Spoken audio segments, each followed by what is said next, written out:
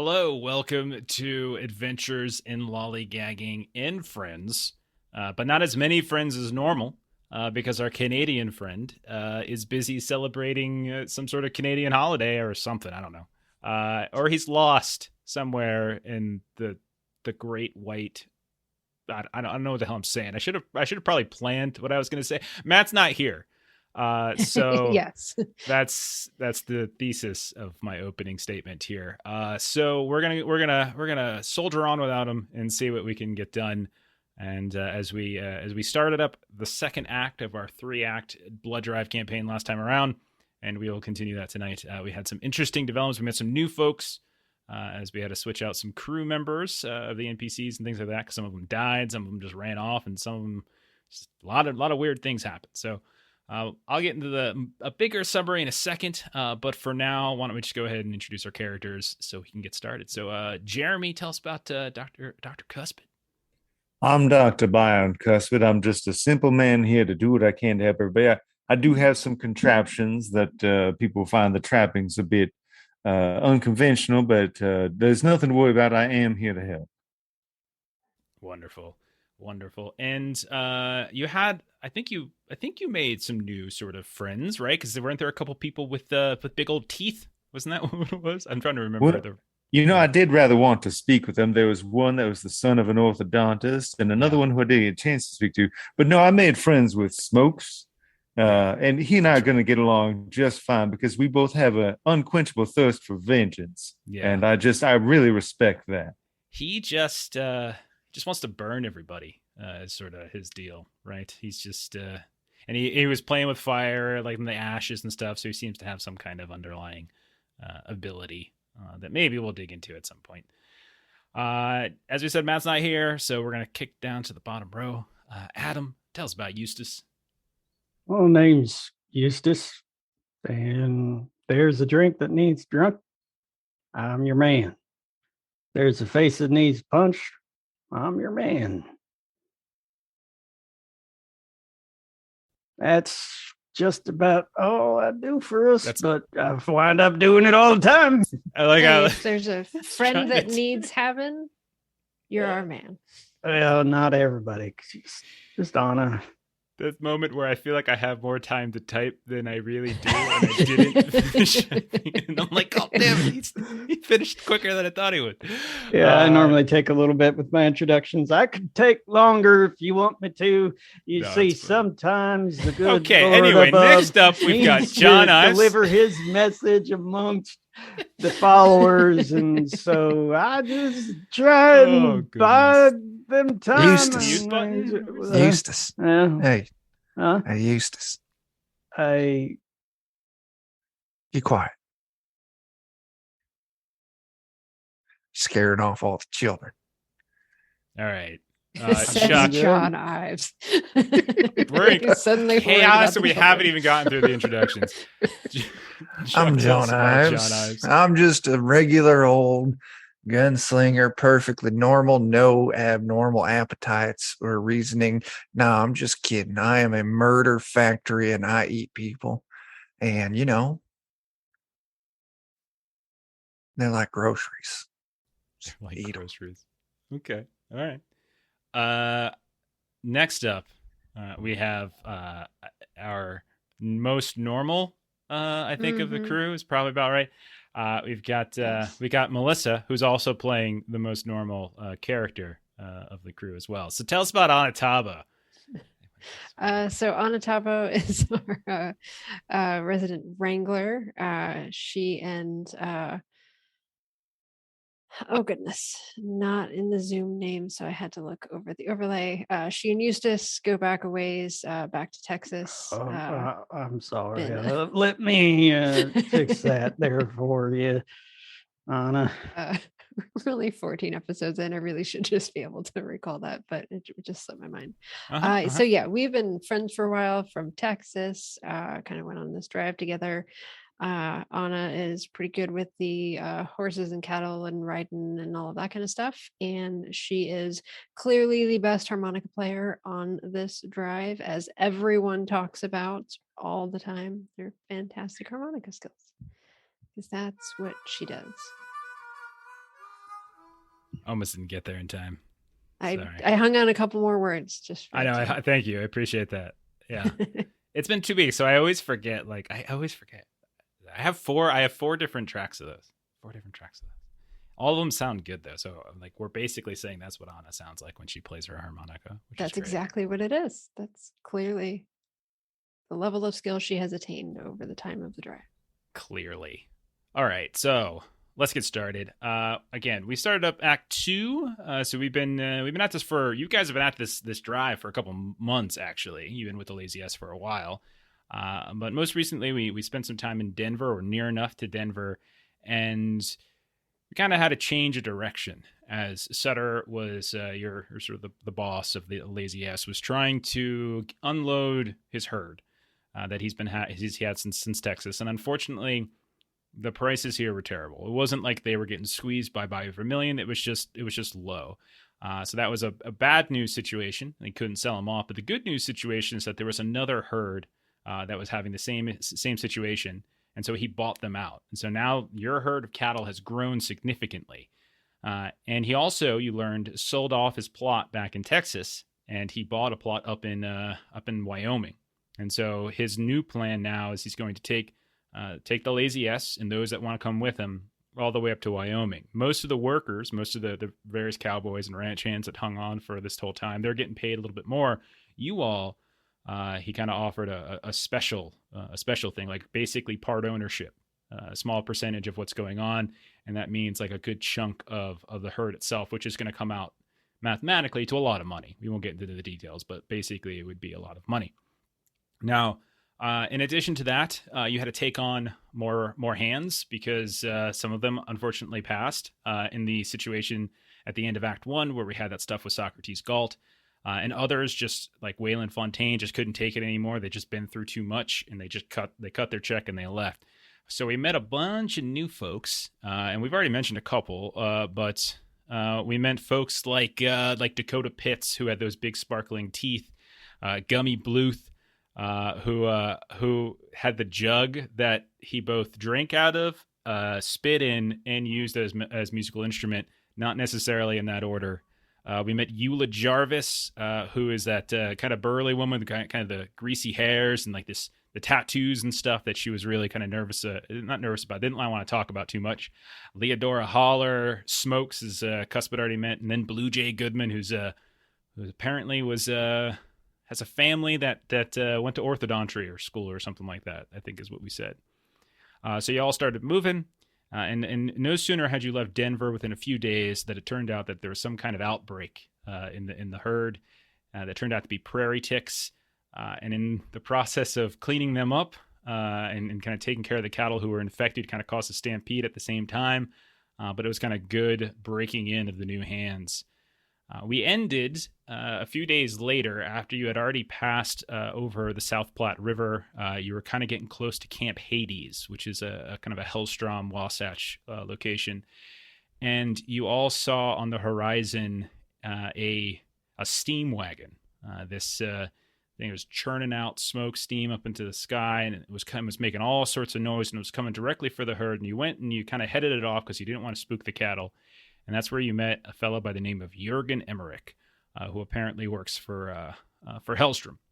And the many weeks ago, near in New Mexico, you all had discovered a Rocketeer pack in some plans, and it's coming back to roost as Emmerich is looking for that. Says, "Give it back to us. Give us the plans." And Cuspid, you actually did. You actually gave him the plans. But he didn't believe that they were real. And he tore them up in front of you, and he turned around, very threatening like, got back on his steam wagon that had a big old Gatling gun on it, and started to drive away. And I believe that's where we left off, right? It sounds about right. Well, bless his heart. So what we'll do is we'll pick up a little while later as you all return to the herd without much issue. No issues at all. You kind of push on for a bit, and you get a couple more hours left of daylight. And so Sutter tries to kind of hurry on. More than once, you all see yourselves, and you've already seen this before, but you're seeing it again. You're seeing folks kind of following you. Like you see in the distant hills, where the kind of to the west, where the sun's going down, you can see that there's clearly some folks that are kind of eyeing you, skirting the edges of these hills, kind of looking down at the herd. Your herd is so massive, there's just no way to hide. There's no way you can like move stealthily through this territory. But eventually, the sun does go down. You make camp for the night. Everyone kind of gathers around the chuck wagon.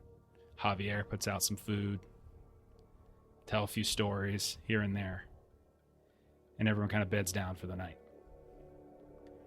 Now, everyone go ahead, roll a notice test at, we'll say at -2, because all of you are sleeping, or close enough to sleeping, I would say. Holler does have mouth harps, that's correct. I think someone does actually have a mouth harp in Holler. We play Holler. That's our other Savage Worlds game. Let me know I think how I might have gotten a mouth harp in one of our one shots of Holler. Anna got an 8. Oh, raise. Very nice. 7-4. Okay, pass for Ives. Okay. With my -2, I'm only at a 3. Okay, so that's a fail for Cuspid. With the -2, Eustace got 14 with my Norse Foundry dice. Oh Holy my gosh. crap. I did forget about the -2. Sorry. So I only. Did you roll a D100? Like No, I rolled 2 6s and a 4. Oh, very nice. Very nice. Okay. Eustace, you're the first to hear this, but we'll say Ives and Anna, you kind of pick up on it shortly thereafter. Cuspid's in his tent, and maybe either he's sleeping or he's tending to other duties at the time. He often avoids sleep, but he gets absorbed in his duties. Yeah, that's what I figured. Eustace, you start hearing on some of the edges of the herd, like out in the distance. You guys are kind of, remember, everyone kind of camps scattered about here and there. You start hearing some of the cows are just getting a little restless, especially for this time of night. They sleep too. And, everyone kind of checked in on them usually before going down to bed that night. And the couples, a couple like yourselves are probably on duty from time to time. Sometimes you take night duty to make sure everything's all right. And you hear the cows kind of going a little bit crazy. Anna, Ives, you pick up on it too. I forgot I've got heavy sleeper, so I don't notice anything. Ives, you pick up on it too. I hear the cattle going cuckoo bananas. Maybe we should take a look at it. Yep. All right. Well, Let's go kick the others and get them coming over, except for Jack. Jack needs his rest. He I is tell you what, carrying us hard enough as it is. why don't you start looking and I'll go on out there in case it's something real quick like. And then Eustace starts heading over in that direction. Okay. So Ives starts waking folks up. You pass by Jack's sleeping area, and you just hear him mumbling, Scarlet. Yeah, and I'm gonna try and go a little bit quiet, like. Okay, Eustace, go ahead and roll stealth. Ives, you wake up Cuspid and Talbo, and you'll be like a little bit behind. Sure. But you'll get there quick enough. 9. 9. Okay. So you notice Eustace as you come up, and you kind of do you have a light out or anything? You got a torch, lantern, anything like that? No. Okay. So yeah, it's pretty dark out, but I'm hoping that my eyes will adjust and there's a little star and moonlight. Yeah. So not that light pollution we're used to nowadays. You keep relatively quiet, but there's not a whole lot. Like there's starlight, there's moonlight, etc. And so really all you see is that there are a couple cows that seem to be sort of thrashing about. And you see a couple that are on the ground. And as your eyes are adjusting and you're looking for the contours of the side, you can tell that they're not rising or falling anymore. They appear to have passed away. And I'll give you one more action before everyone else shows up. All right, I'm gonna get a little bit closer to it and put my hand on it to see how warm it is, like if it died recently or. Mm-hmm. It's definitely warm. Yeah, it's definitely warm. If you want, you can roll You can roll a healing test if you've got it. If not, just roll unskilled. All right. Untrained. I was gonna say I'm not sure that I imagine Eustace doing some drunken healing stuff. Yeah, that's a -1. Okay. Yeah. I mean, it's dead. Wait, its body's still. That's a critical failure because I rolled 2 ones. Okay. All right. Because it's a critical fail. As you're sneaking around, you lean down. You kind of stumble a bit in the darkness. You slip on some blood. And you kind of put your head down, kind of listen for a heartbeat maybe. And as you're doing that, you don't hear the... That's wonderful. As the rest of us, as we're viewing from like the theatrical camera, see this other shadow behind him begin to climb up and over the dead body of one of these cows. And it has many legs and sort of lunges out at Eustace, or at least at the cow that Eustace's head is on, one of the two. So I'm going to have... That's not disturbing in the slightest. So let's see. What's your parry? What do I got to hit? So this is going to be... I'm going to give it the drop. Parry's a 6. All right. Don't worry. These are not the greatest of creatures in the world. That's an explosion. That's another explosion. I wasted this on the attack. 14 plus 4, so that's a 16 total. So it's a raise basically. And then, so congrats on the raise with damage. Oh my God, Adam! 6, 12, 17, 21. That's 25 points of damage. Oh my gosh! Sweet. That's when I'm gonna have to try and soak it, right? Yeah, that's definitely. Oh my God. I mean, you don't have to. You could just let it. Maybe you just don't want to go on in a world where there's giant creatures such as this. All right, so when soaking, you roll your vigor stat and a D6. Burn a Benny. Yeah, I did. Vigor. Yes. Okay, and then roll vigor. And a D6 or just vigor? It's your normal. So it's vigor. You always roll a D6 because you're a wild card. So it's your vigor die plus it, and not plus, but vigor die and a D6. Oh. And then whichever's better. Exactly. Exploding counts and everything, that kind of stuff. 23. Jesus Christ. Wow. Okay. So you feel this sudden pressure. Got a 12 on that D12. You feel sudden pressure on the back of your neck as something kind of like sinks into you, but you like as your head's kind of turned to the side, it kind of sinks right down into, but you kind of thrash about right as it's starting to pierce into the skin, and you just hear it kind of hurl and fly across, and like you hear not the sounds of like any animal screaming, but sort of like the clinking of metal, like as something's kind of scrambling around. You get up and you kind of turn back, and you see this mechanical spider of some kind, like the size of a dog, maybe a little bigger. What in tarnation? And that's about that time when Cuspid and Ives and Anna, you come up and you hear Ellsworth yell out, "What in tarnation?" And you look out and you see he is in the midst of this clearing within the herd where there's a couple cows that are on the ground. Those of you who come up, you see that there are multiple these clockwork spiders that are moving about, one of which seems to be in some kind of, it just got thrown from Eustace, but others are like literally in the process of attacking these cows and just like draining these cows in some way. So we're going to go initiative. This is a small enough battle that we can go ahead and do a proper initiative. I'll pull those two off since Jack's not here. So we'll do... Oops, that's not what I meant to do. 1 second. Eustace, you can go up there because that's where you were. Actually, let's put you more like there. No, all right. No thanks. No thank you on the mechanical spider. Okay.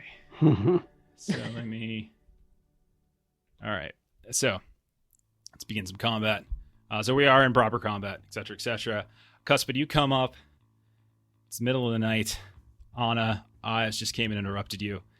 You come up and you see hurling through the air and landing on top of the body of a cow, this mechanical spider. Everything's very dark. The illumination's not great, so unless anybody has a kind of a lantern or something like that, any kind of range penalty, any kind of range attacks will be at -2 because of the dark. But you see this mechanical spider, this clockwork spider, just hurl through the air and land on all 8 of its legs, right on top of the carcass of a body. Eustace is a few feet away. In the distance, you can see there are 3 others at least that are kind of chomping away at these different cows. Eustace, what would you like to do? Well, I'm just gonna go to the closest one to me, and I'm gonna start stomping on it. It's just get out of here, you dang spider! Okay, go ahead. All right. So this is fighting +1 because I'm a martial artist. Mm-hmm. And so you go scrambling after the one that you just kind of threw off you, like in a quick reaction. You just scramble after it. It's literally on top of the carcass of a cow, and you start wailing away at it. Yeah, I only got a 5. Okay, these have a parry of 6. So do you want Benny to re-roll, or?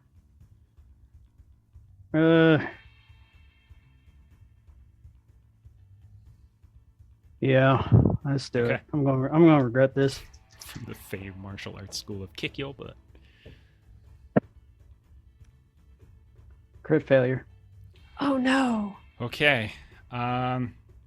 So I think crit fail, it's just going to, I mean, I never remember rules anymore because I play too many games. I think what it'll do is it'll just kind of do a quick bite back at you as you kind of like overextend yourself or something like that, and we'll say it just takes a quick attack. For 9. What's your parry? 6. All right, so it's not a raise. It's just regular damage. So it's only 2 points of damage. So it doesn't actually break your toughness, I'm sure. You kind of stumble over top of this cow as it's kind of hard to grab the tarantula, the clockwork tarantula, what these things are called. And then as you kind of stumble down, it takes another kind of stab at you with its like this kind of pincer at the front of its body. Why is so bitey? I don't think you'd want to eat me. Wait a second. Why are we doing Eustace first? It was Cuspid who went first. Well, I just took my turn. We just completely did that out of order. But Cuspid, why don't you go ahead now? Everything's fine. We'll just skip Eustace when he comes to the back. What just happened? Okay.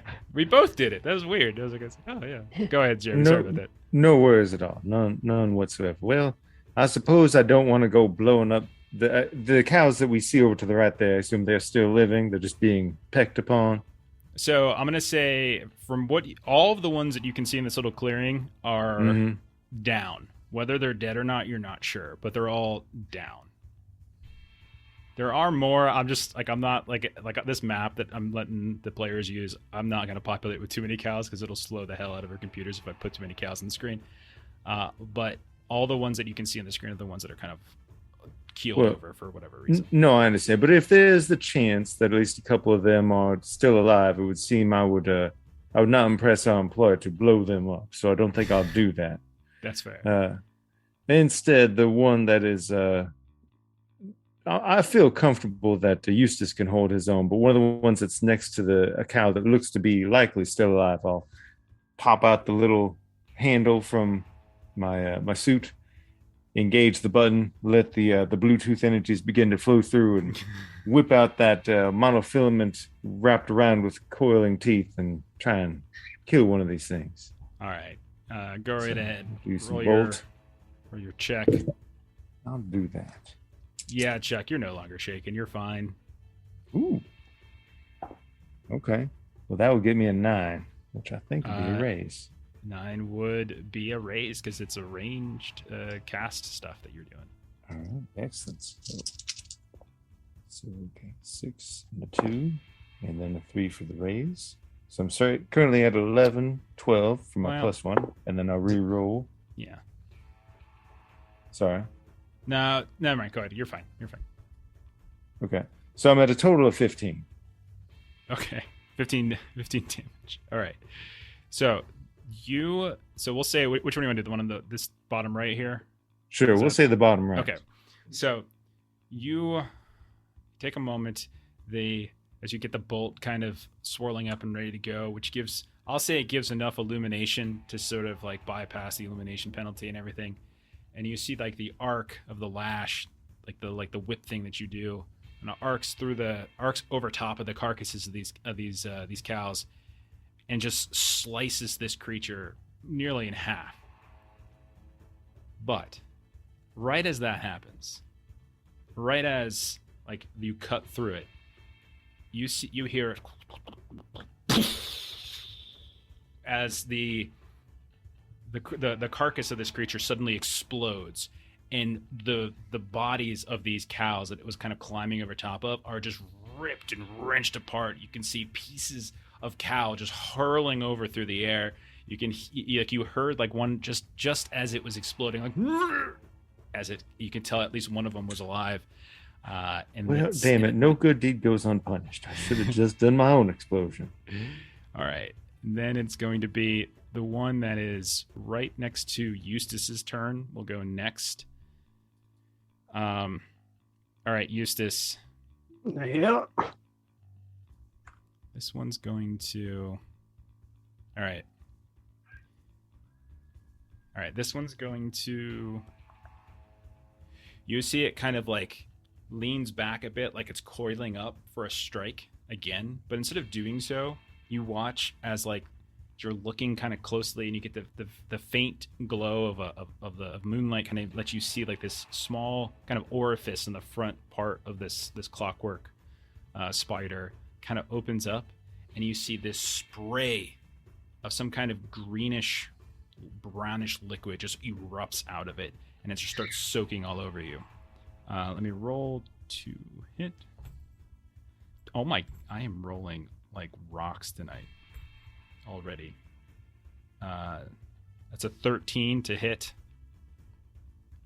It's crazy. So that's going to be... That's 1. That's 9. That's 10 points of damage. Is that enough to break your toughness? No, it is not. Okay. So this thing just coats you with this acid, and it's like your hair is getting kind of all matted down with it. You can feel it burning through your clothes. It's like wrenching these holes in your clothes. If you wear like like the bandana that you wear is kind of soaking wet, and you can feel bits of the cloth kind of ripping away, and you just like throw it down to the ground really fast before like it starts burning into your skin. You want to play it that way, huh? Ives, you're up next. Yeah. I'm going to move up to this cow that's down on the ground right in front of me, pop a little squat right behind it, and just pop off 2 shots at this one further away, especially after seeing that they got spicy blood. I don't want to hurt anyone any more than I got to. Yeah, go for it. All right. So this -2 to all shots since it's dark and stuff. Yeah. All righty. First shot is a 5. It's a hit. You just need 4. It's a range shot. All right. I gotta remember what my gun does. 2d6 plus 1.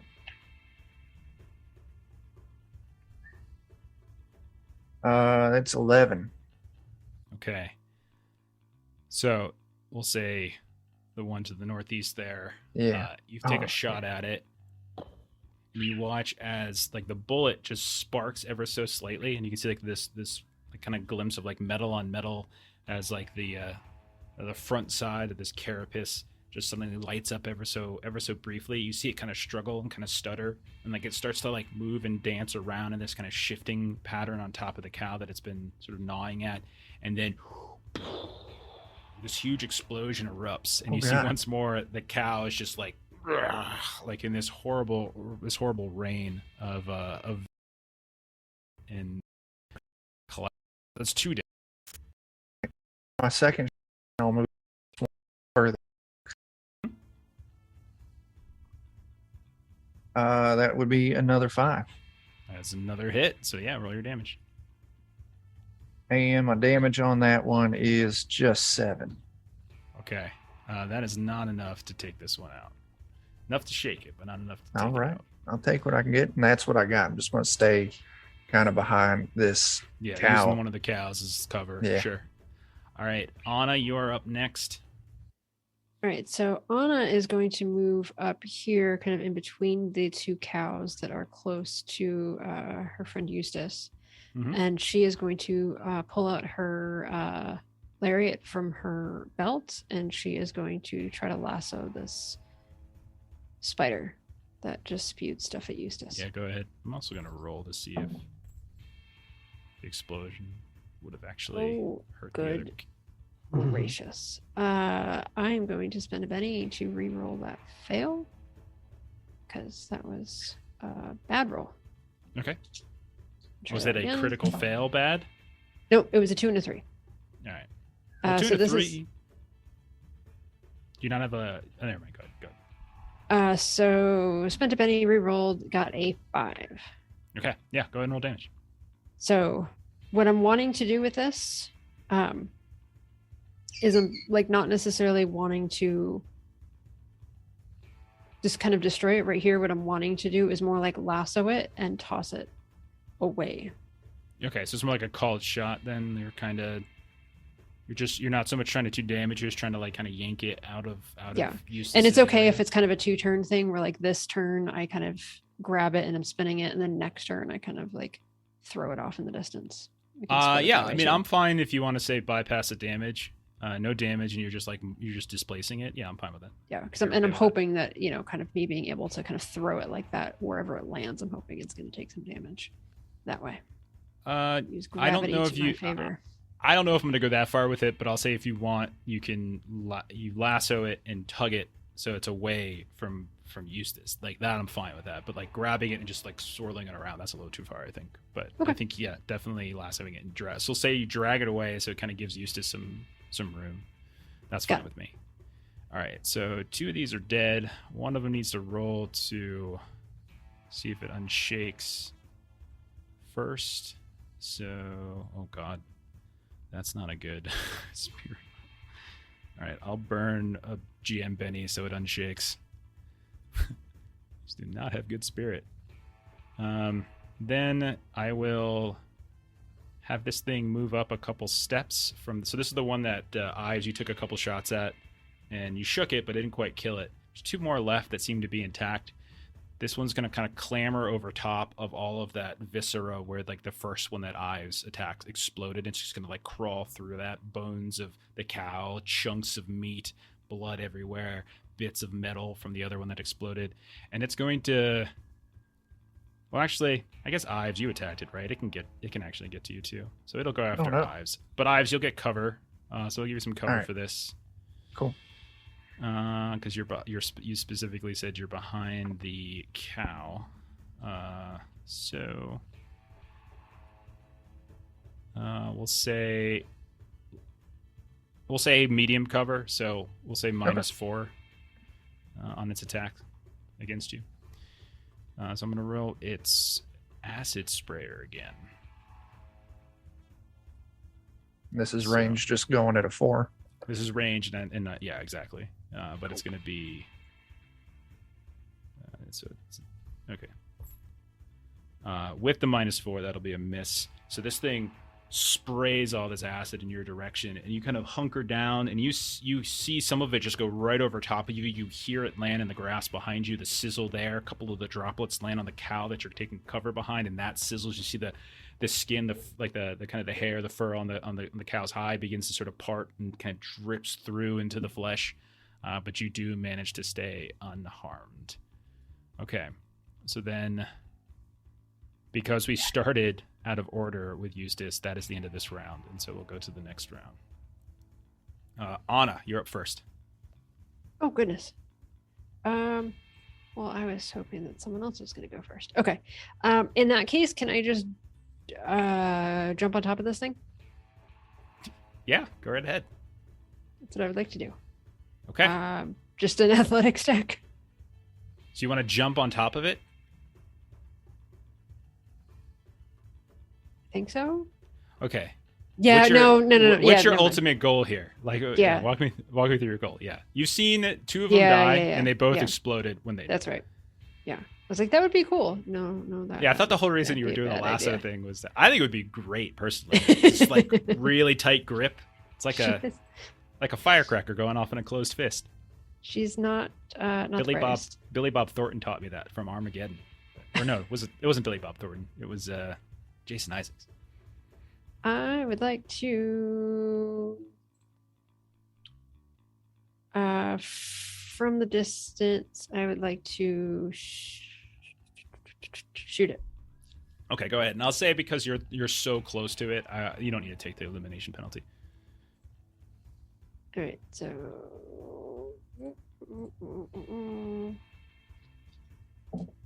it is the that's creepiest. 5 is a hit. It's a range attack. Go ahead and roll your damage. All right, damage on this is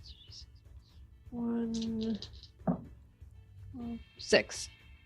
6 points is enough to shake it, but not enough to wound it. So it is now shaken. All right. As one of your bullets kind of like grab it or shoot at it, and it kind of goes right off the face, and it kind of gets turned around and looks to be kind of wobbling a bit. Cuspid, you are next. Well, I just have this sinking feeling we're not going to quite get out of the blast radius. I don't have any doubts that my friends can kill these things, but I would prefer that my friends not be blown up, so I'll tug upon my tie, spin around that old gnarled goat's tooth, let it begin humming with the blue energies, vibrate amongst the other hundreds upon hundreds of teeth that float around and begin resonating with each other to create the Bluetooth field amongst all my friends. So okay. I'll spend the extra power points to get all 4 of us, and I'll spend another one to make sure that we all get the +4 so long as I succeed. Okay, go for it. Roll. All of you again begin to see the glowing Bluetooth start to rip around you a bit. Okay, so that'd be a 10. Which means so +4 to everybody? Yep. And with the raise, it becomes part of our natural toughness, so armor piercing wouldn't apply. Okay. All right, perfect. All right, so you all feel a little bit more inert in case you get caught up in one of these explosions. All right, the one that Anna shot at is next. I will try to unshake naturally. I will fail, and I will spend the GM Benny to unshake. And then I'll 50-50 who I go after, Anna or Eustace. It'll be Anna. So it's going to turn after you shoot it, Anna. It's going to turn now. You can see this like dent in the front of it where like you had shot it. The orifice opens up once more in front of the creature, and then like it just spews acid in your direction. It's a 7 on the die, so it's a range attack, so it hits. And remember, you're going to have +4 to your toughness, so keep that in mind when I give you damage in a sec. Yeah, I'm just double checking damage. I think it's 2d6. Yeah, 2d6. Anna used to be freaked out by all of these teeth floating around, and now she's like, 10. Perfect timing. It's 10. What was your toughness? I didn't hear you. 16.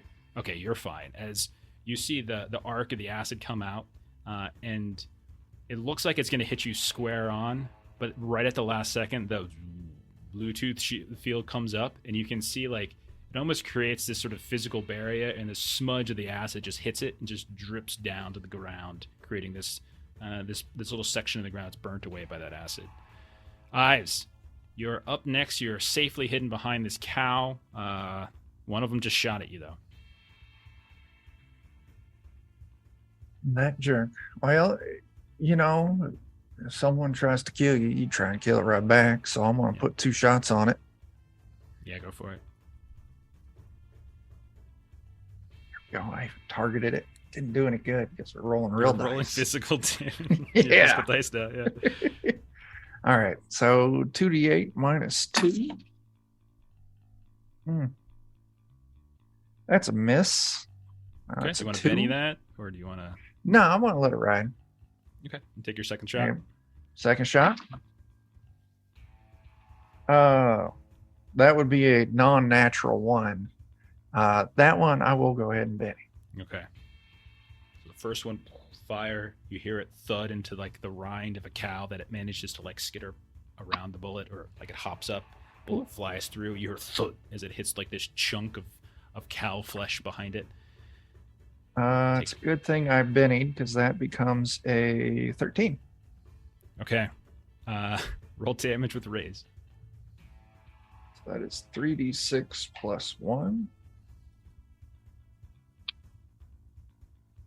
Not great damage. So that's 10 damage. 10 damage is enough to burst this thing into an explosion as you manage to catch it just perfectly. It goes right through the metal carapace. It hits something right in the center, and then it explodes. Legs just start flying off like arrows, and they go thoop, thoop, thoop, into the cow that you're hiding behind, and you can see these metal legs sticking out of it. None of you were within the blast radius, though, so you don't have to worry about that. Eustace, it is your turn. All right, well, you want to play it that way? We'll play it that way. As we're going to reach and grab the nearest alcoholic beverage I have. Okay. And chug it as fast as I can. It's gin. Get all that going too much for my stomach to handle. Mm-hmm. It's going to come right back up all over it. As surely this thing is not waterproof. So, yeah. It spit at me, so I'm gonna spit. Yeah, I'm just gonna. Oh, that's gross. Yeah.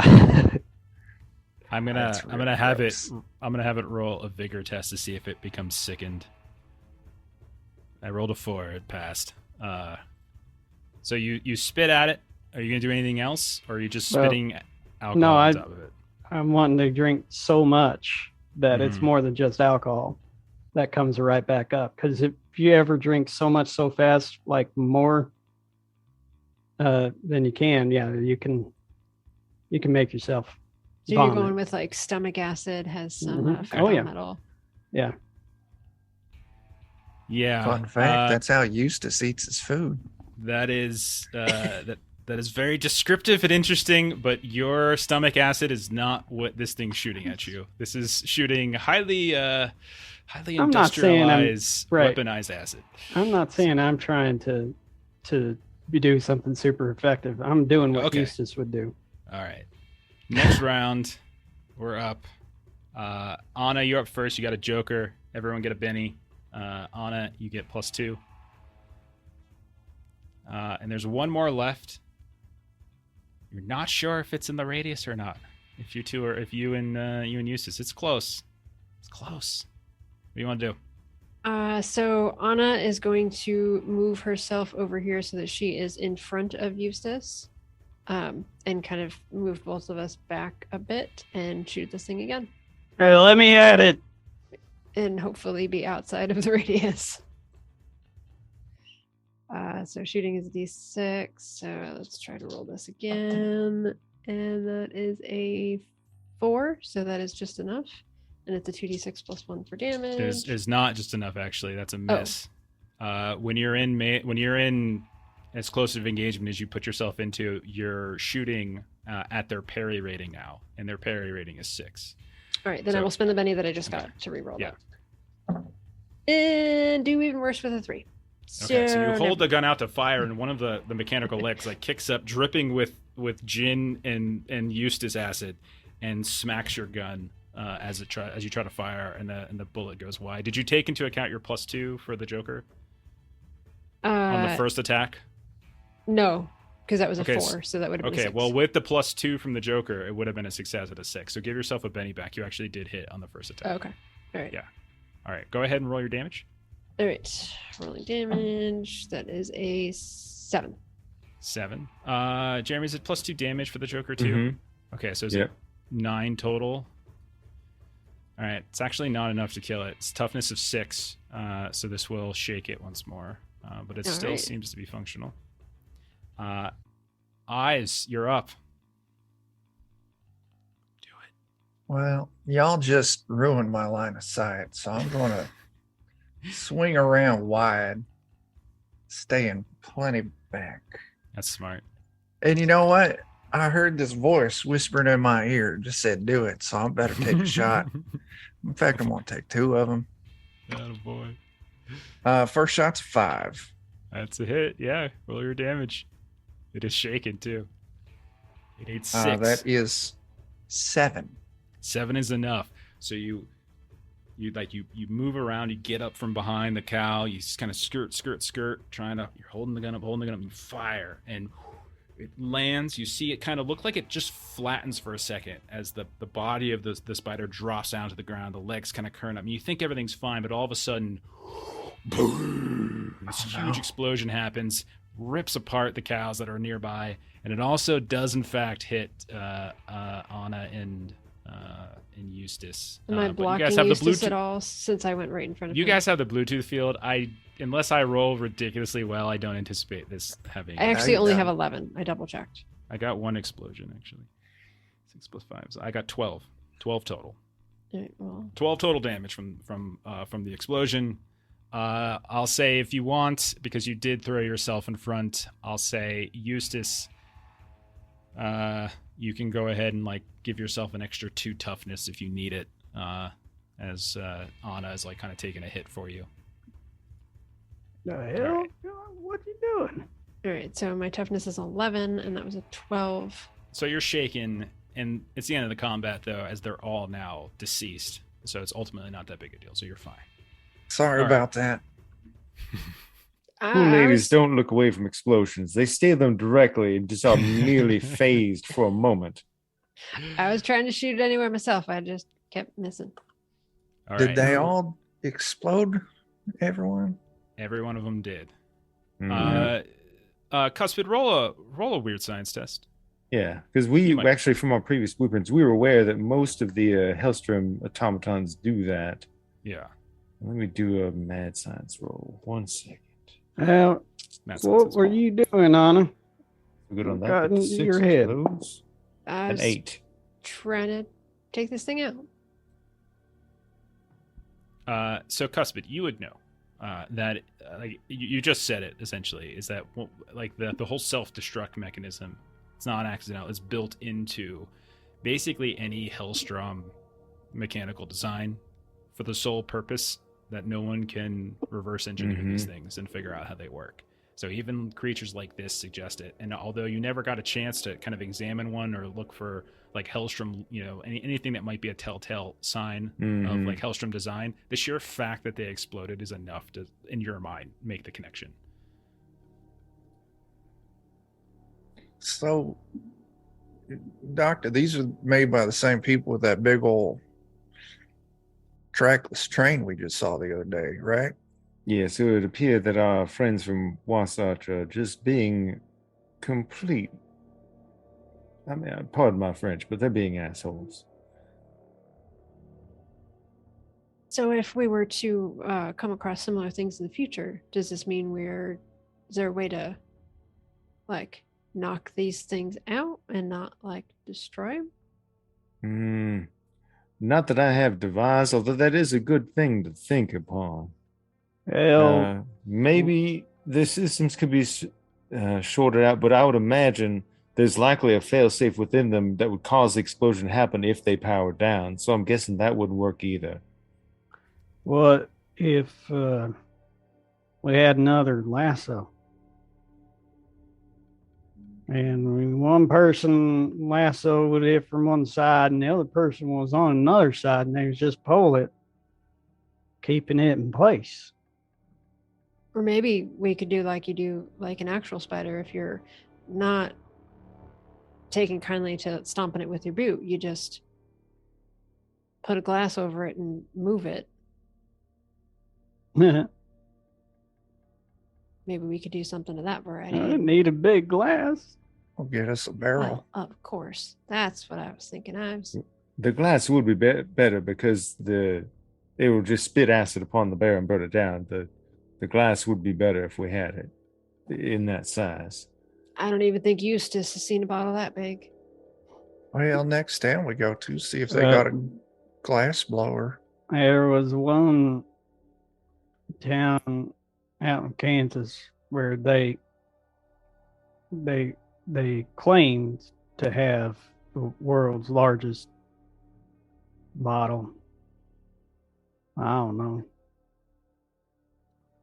So I guess the real question is I know we didn't leave things on super friendly terms, but why would they send these after? Are they just still mad about your blueprint? Well, I mean, not to sound too proud of myself, but I can only assume that that doctor could not understand the genius upon them, and because of his own, adequacy or lack thereof, he assumed that they were false and then, decided to act in the way he did.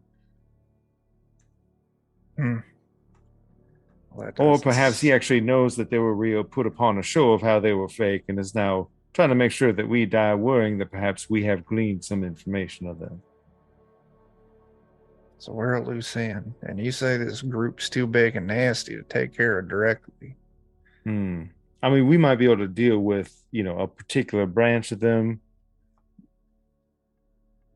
but it would likely be costly. That the contraption they had yesterday would be rather devastating unless we got the drop on them. But even if we did, they have more of those. As this conversation is happening, Anna would like to try to circle out a little bit wider and just see if there is something close by that released these. Sure. Roll a notice test, or if you want to do like a survival test for the tracking or something like that, that's fine too. And I'm assuming at this point you probably get a lantern out or a torch out or something to help you. That is 4 on a 4 is an exploder, and another 4 on the 4 is an exploder, so that's 8. 9. 9. Okay. Now the ground is horribly trampled because of the herd, but with the raise, you do manage to find between kind of a dropping of cows here and there that have been attacked, like that got attacked by these things along the way, and some other kind of stranger like rifts in the mud and the dirt here. You do manage to kind of track it out and beyond the confines of the herd, which is at this point like half a mile across or more, right? But you kind of track it all the way out, and you can see that the tracks kind of continue for a bit as well. You don't, they seem to just go on and on and on. Like, you don't see any signs of like any additional contraption or something like that released it anywhere nearby. It looks like wherever they came from, it's at some great distance. So within the confines of like a couple miles of the herd, you don't see any signs of that kind of contraption. Okay. Didn't find anything immediately close, so whoever or whatever released those onto us is moved along while we're busy.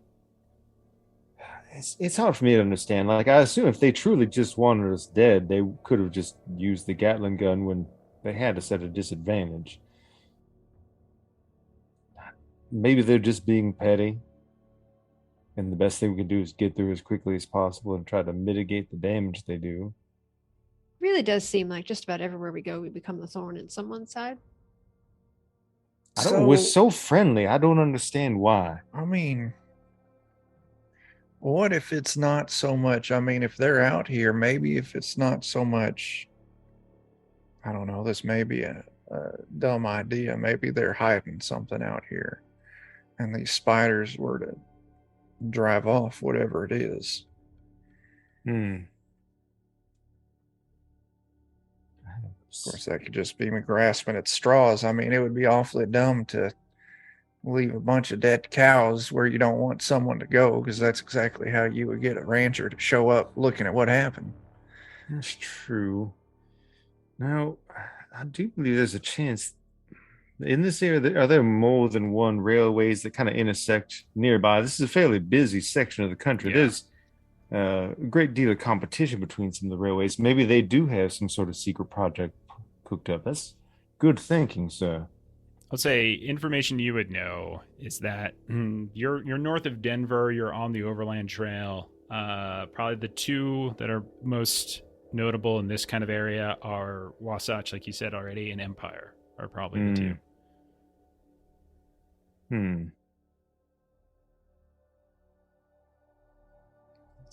True. I don't know. I'd be happy to just let this lie for now. See if it becomes a reoccurring thing, and if it does, we dig into it further. Either way, I'm tired. I need my night's rest. Yeah, let's go back. I don't think they're gonna let it lay. I don't think so either, but we ain't got much to work on at the moment. You gave them exactly what they was asking for, and they said it wasn't good enough. Well, again, that's because either the man was too stupid to realize the genius in front of him, or he was exactly smart enough to understand it and really just doesn't want us to have anything to do with it. Well, Or it was fake, and he thinks you got the real one and gave him a copy. That's true. Oh, like the original was a fake. The one we picked up is a fake. Yeah. But what if this man thinks that we picked up the original? Yeah. Dr. Cuspid went down to Kinko's and made a copy and then gave them the copy. Well, that makes sense. That would put a Kinko in their plan. Yeah, do it.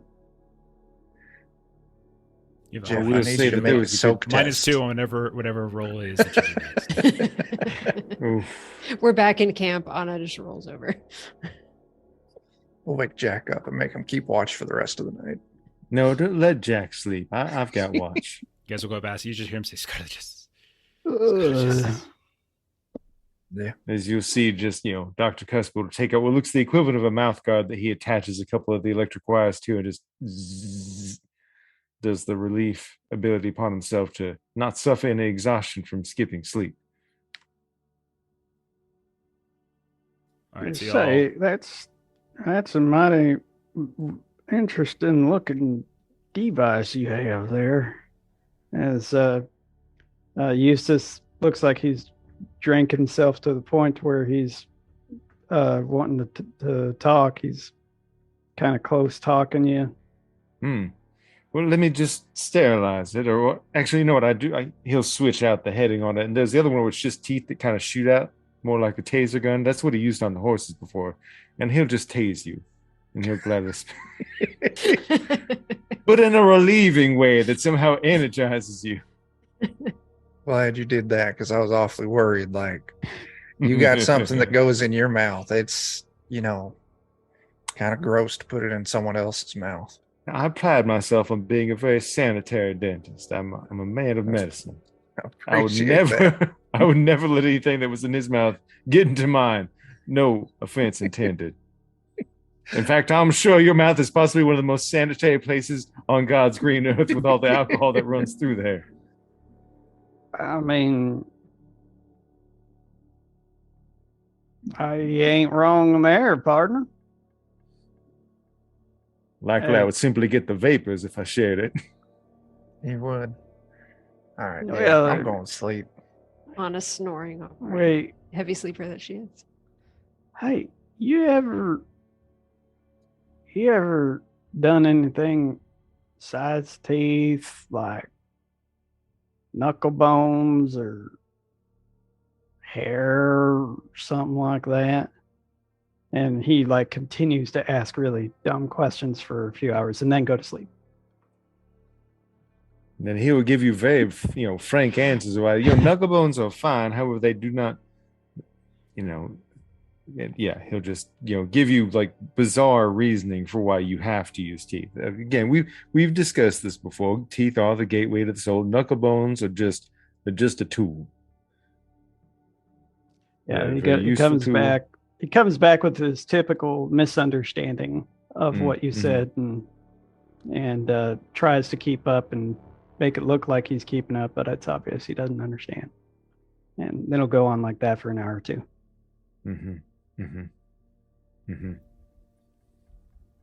You'll see him continue to look over at some notes that he really wish he could be working on instead of talking to you, but he will politely sit next to you and nod his head. Yeah, I figure I would save Jeff from all of that and just, gloss over it. Montage the conversation. Yeah. Okay.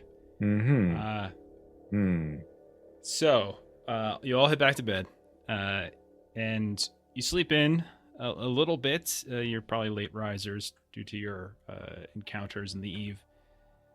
And so much so that it's actually Sutter who comes to wake you all up. So Ives, he comes and kind of kind of kicks your boot a little bit. He's like, "Hey, y'all, can you get the rest of them up? Get old Cuspid and Eustace and." Hey, you got it, boss man. Need to talk to y'all about something. Yeah, I'll get everyone up. Well, Dr. Cuspid's up. Yeah, he's there's some strange sounds coming from there. I didn't really want to pry. I wouldn't either. I mean, private man. Yeah. All right, I'll get the others up though. Jack's awfully worn out though. I think he might have the walking farts awfully bad. I want to let him sleep a little longer. He actually already took off for a bit. He said he's Oh, gonna did he? go riding out. Yeah, he's gonna head on out. He needs some me time. He said. Yeah. That's fair. That's fair. And he All right, said yeah, I'll get something the about- others up. We'll meet up with you. He had to deliver something. He said, and I said, "What?" And he said, "Justice." And then he just rode off. It was very strange. Oh, that's good. So right, yeah.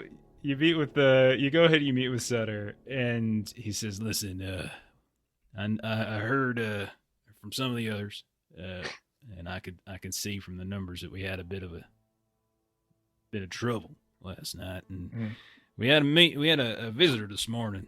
That feller, what was his name? Emmerich fella, kind of came on by. He says, he says y'all have something of his, and that y'all were withholding it from him or some such, and if y'all don't give it over, he's gonna take out the ire of Hellstrom Industries on the entirety of the herd." Yeah, that would be what we were fighting last night. Some of his creatures got the heads. Oh yeah. We already talked to him, and we ain't got what he wants. It's a difficult situation. You see, I'm willing to lean on and take what I can from another person's research, but I'm not a thief. When the true proprietor requests it, I return it. They requested it, I did return it. The original. Yeah, I'm not accusing you or anything there, Doc. I'm not saying that at all. Y'all done right by the herd, right by me, Abby, Lazy ass. I ain't got nothing but respect for all y'all. And I just kind of, he wouldn't tell me what it was. He said y'all know. I'm just kind of curious if y'all want to tell me just what it is. And if y'all have it, that's fine. I'll back you either way. It don't matter. I just kind of want to get a feel for just what the hell kind of fella we're dealing with here. Yeah. He's, a madman. He's got plenty of resources to reinforce that, too. I mean, what he was looking for. Oh, sorry. I was going to say, should we go talk at him again? I don't think there'd be much. Yeah.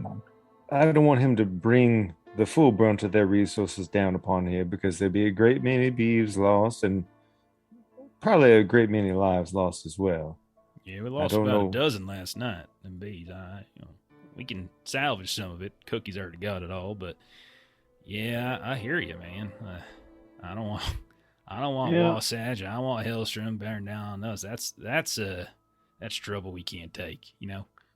If he would let us have a word, then we could say, "Hey, we found the man on the ground. We took everything that he had on him, and this is what he had," but he doesn't want to listen to that.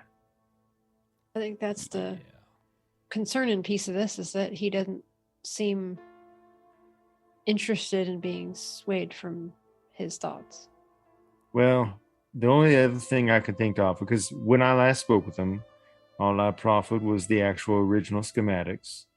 But as so often happens in school, sometimes if you show your work, you can gain some credence. And I do have an extensive amount of work I have done myself based upon those schematics. Perhaps if I would, I don't really want to share that with him, but if he were to see that and see the legitimacy of a great deal of work that's been performed using that as my founding, it might be enough to make him believe that truly is, at least to the best of our knowledge, the original thing taken. Said a lot of words there, Doc.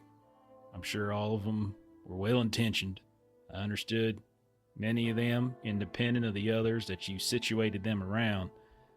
But if that's what you think it's going to take to convince this fella, that's all fine and good. Like I said, I don't care one way or the other. You all have something, don't have something. I just want to know whether or not this was just a crazy man, or if they got legitimate concerns. Well, I mean, there was two things, right? There was the schematics, and then there was the busted up thing he had on his back, right? We mentioned the rocket pack, and he made it clear that was not his concern. He just wanted the schematics.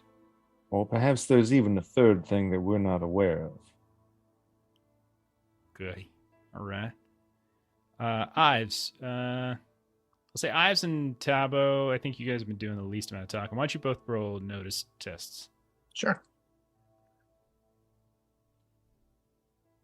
All right. Notice double sixes. That's a crit fail. Oh, no. Okay.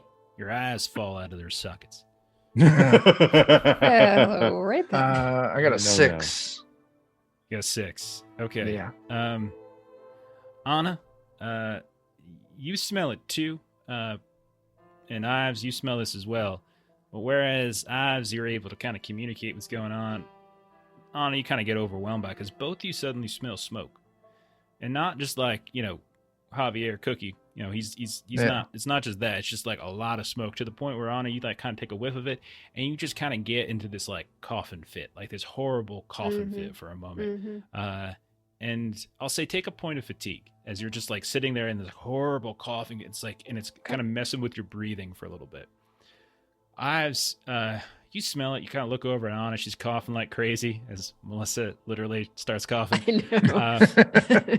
I have that power. Oh my. And Ives, you notice that off in the distance, definitely within like a couple miles of the herd, like within very close proximity of the herd, you can see that there's smoke on the horizon. All right. Lots of it. Oh, God. Can I kind of pick up what kind of smoke it is? It's definitely billowing in black, like heavy black. Okay. It's not just like a little campfire. And the fact that you can smell it at this distance, like it's in there, and you can, and as you're like kind of peering and looking at it, like you're hearing like out of the side of one side of your ear, like you're hearing Cuspid and Ellsworth and Sutter talk. The other one, you hear Anna kind of coughing, and you vaguely hear a few other hands and stuff screaming about it here. And that's when you hear, Ives, someone yell, "We got fire!" Like coming from, like over by the herd, like out, like kind of in the middle of the herd somewhere. And you all and you would know that fire in a herd is a bad mixture. All right. I'd point it out, yell at, make sure Bill knows it, Cuspid and Eustace know about it. And I'd start heading towards Elmer. Yeah, and you start running on over. You tell everybody. They kind of look. You see Sutter kind of start screaming out orders, like, and that's when you see it, Ives. You see this sort of flames, just like this wall of it, just sort of burning through the fields. It's not. It doesn't. As far as I'm not saying it's like magical. It's just like this, like a wildfire, just kind of rushing right towards the herd. And you can see that it's coming right at the chunk of Lazy S. Like you can see Cookie's already off to the side trying to get the chuck wagon going. You see others are immediately kind of up on their horses trying to get chunks of the herd moving out, and the fire's getting so close. You're seeing some of the cows are kind of like already starting to panic, and they're very difficult to kind of keep in order. So we're going to do this as a quick encounter. We're going to do everyone kind of contribute something here. All right, so you see the fire coming, you see these cows, they need to get out of there. There's a lot of danger. And so it's really just everyone kind of give me an idea of how you're kind of tackling this. Everyone kind of contribute in some way. I'll let you start, Cuspid. You got the good ideas. Well, I was about to say, it's funny. We already had a previous discussion about fighting fire with fire. In fact, one of the things that you do in a prayer fire is you start another fire in the opposite direction so that you burn out the source of where that fire is trying to come to. Okay, so describe what you do, and then we'll roll a check. I'm going to say, by the way, some of these checks are going to be made at disadvantage, depending on which, or not disadvantage, but at like a penalty, depending on what you do. Like there might be a -2 to this, but if your idea is like circumventing that, then I'll take it out. I think I'll actually rely upon relatively mundane science to try and set the correct trajectory of a controlled fire instead of doing mad science. This will legitimately be like, let's take measure of the wind. Let's look at the layout of the land. If you lay out a line of fire in this direction, you should counter the incoming path. You want to do science or you want to do survival? Well, I would like to do science, but that... If you want to do science, go ahead and do science, of course. A little lick the finger, hold it up, see the wind direction. Does anyone remember back to school with the triple D when Rodney Dangerfield just like did the wind before he does like the dive? I always remember that. Whenever I see someone lick their finger and do that, that's all I ever think of. I got a 4. I would have liked more, but okay, it's something. So you watch as like Cuspid quickly runs over, gets on his horse, and you start kind of and maybe one or two of the hands kind of follow you or kind of helping you along the way or kind of getting some of the cows to get out of the way to kind of clear you a path. The fire is like coming from the east, like it's just this roaring fire coming from the east. So you kind of skew off a little bit more southward and try to kind of do that to sort of, or you actually, I guess you could say northward. You kind of curve off northward and try to create a fire that maybe kind of funnels it off in a way. And so that means you pull out and away from the herd a bit. So Cuspid at this point is now separated from the herd. He's lighting a fire. That's fine. What is everyone else doing? I'll take on, because the herd's going to run. It's a fire. It's going to run. Mm-hmm. My best bet is to try and take a look and to get it to run in a more advantageous direction. Sure. Using the one tool that I'm pretty decent at. So I'll hop on my horse Elmer, get over there real quick, and I just want to try and use gunfire like up in the air to scare the cows in a safe direction that we can easily recover them. Okay. Do you want to do? So are you just looking to roll shooting, or are you looking to roll like intimidation, or? Yeah, shooting it's not really like shooting, because it's not a skill. Yeah, so. Survival. Survival's fine. I'll take survival. Yeah. This will be at a -2 as you are amongst the herd trying to do this. Yeah. And it's a little more dangerous. All right. I got a 6. Let's roll that. And a 1. 7 base -2. That's a 5. Okay, so 5 is still good. Yeah. So you see Ives kind of split off. He's got all these different steers around him, bumping into you here and there. You see a few of them have like ropes around them from some of the hands that haven't been doing a particularly good job, and they lost their ropes, and they're kind of just dragging off in this direction. You see Cookie kind of fly by on the chuck wagon and nearly kind of gets sideswiped, and you just start firing the gun up in the air. You see Cuspid way off in the distance. He's kind of doing some strange signaling around kind of with a fire. You see like another fire sort of erupting there. And so you kind of start trying to skirt them off in kind of a westernly direction a bit, kind of getting away from all the fire, kind of steering them around where Cuspid's little plan can work. But you're kind of surrounded by these cows at this point. Eustace or Anna? Anna would kind of piggyback on that idea. And so she's going to jump on Devil Eyes. Okay. And try to, kind of with a riding, basically try to follow what he's doing with the shooting and try to kind of corral the horses. Okay. So it could be so you can do since you're on your horse, you could roll a riding test. Okay. Still be a -2. Anything like you're doing within the herd is going to be dangerous. Okay. And you can certainly say no. Devil Eyes has fleet-footed, which is a +2 to pace. Would that help kind of counterbalance that at all, or is it more the chaos? So it's not really a... You know what? Since you specifically won Devil Eyes in the beginning, I think that's fair. Yeah, that's fine. We so just balance it out. Yeah, so D8 for riding, and then the D6, and that is an 8.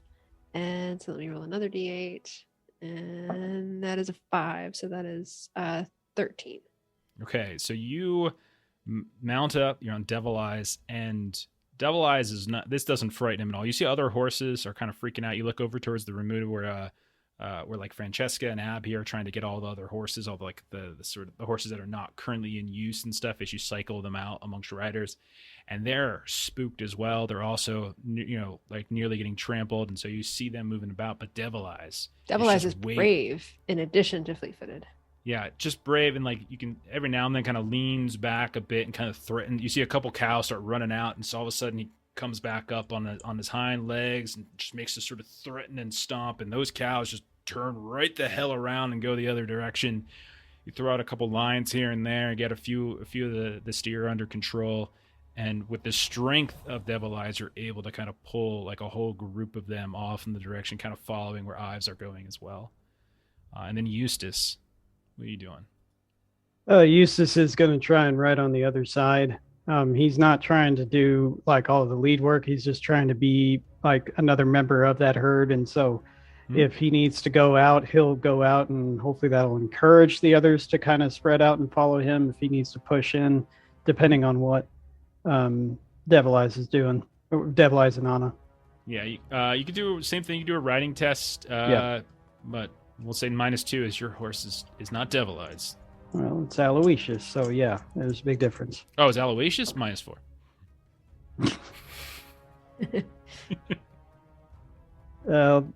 That'll be a not natural 1. A not natural 1. Okay, did you want to Benny that? I will say this is a dangerous encounter, so failure will result in a wound. So it's up to you. Yep, I do want to Benny that. Okay. Oh, no, wrong way. There we go. Well, that's going to be a 2. Okay. I doubled it. You're kind of off on the side. You're riding flank to Anna. You're skirting off a bit, but you get lost a bit in the like the cattle's just going crazy, and you can see that the smoke is beginning to billow in front of it. It's like a harbinger of the fire that's behind it, and vision becomes more and more difficult. And you kind of lose sight of where Anna goes, where Ives is, and you really quickly, you suddenly get swarmed by all these cattle. Your Aloysius is sort of getting knocked around, and both you and Aloysius sort of get knocked over, sort of trampled a bit. Both of you take wounds. Both you and Aloysius take wounds, but you do manage, I'll say, to kind of get back up on top of him at a certain point to avoid like anything more dire, since you didn't crit fail. But you get back up, you're bleeding. You can see Aloysius is bleeding from where it looks like a horn from one of the steers managed to get him in the side. And eventually you hear like the sounds of Ives' gunfire going up, and you're able to sort of triangulate and get back with the two of them. So, Cuspid, why don't you explain how this fire thing works then? Like, how does what you're doing get the fire to sort of drift off in a different direction? By and large, the main reason, and it's actually like a real thing, but like when you do a controlled burn, what you're doing is you're removing the fuel source. There's a fire triangle, so to speak. In order to make things burn, you need heat, you need fuel, and you need oxygen. I can't change the heat, but I can use a controlled burn to remove the fuel source as it moves forward, and as it no longer has fuel in that direction, it will veer in another. Yeah. And so you manage to sort of block off the northwestern route a bit, which is where you all are going. You guys are traveling northwest, and Ives and Anna and Ellsworth are able to kind of, with all of these other hands, get the herd moving faster and faster. It's like a whole afternoon. This takes literally hours. Now the immediate danger, once like you guys are kind of pushed away, that is gone after about an hour or so. But it's a lot longer. Throughout the day, you're hunting down stragglers of these cows, some of which have what looks like wounds where they've like hurt each other, trampled over each other. Others happen to get little flicks of like bits of fire here and there that kind of still managed to weave its way in, or maybe they were on the outskirts a bit before the controlled burn kind of got going yet. And it isn't until like near evening time, when you are at this point miles away from where you first saw the fire, that everyone kind of begins to come back together and sort of take stock. Fortunately, since there wasn't any crit fails, no one actually, there's like no real lasting damage. Like most everybody, when you check in with all the different hands and stuff, there's bumps and bruises, there's some fatigue, a few people got some cuts, but doesn't look like anyone has any major injuries thus far. But eventually, as the chuck wagon gets settled, as everyone's kind of catching their breath, all of you are kind of covered in sort of like, like you can smell the smoke on you still. Like you're on those you with facial hair, it's still in your beard or in your clothes. And it's just awful. But Sutter, like Luke and Abby, kind of seek you out at some point.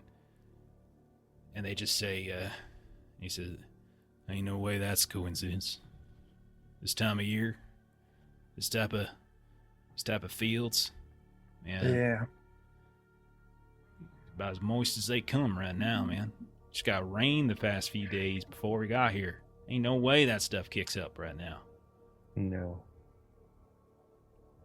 Likely lay down some form of accelerant or something like that to help the fire get started in the first place.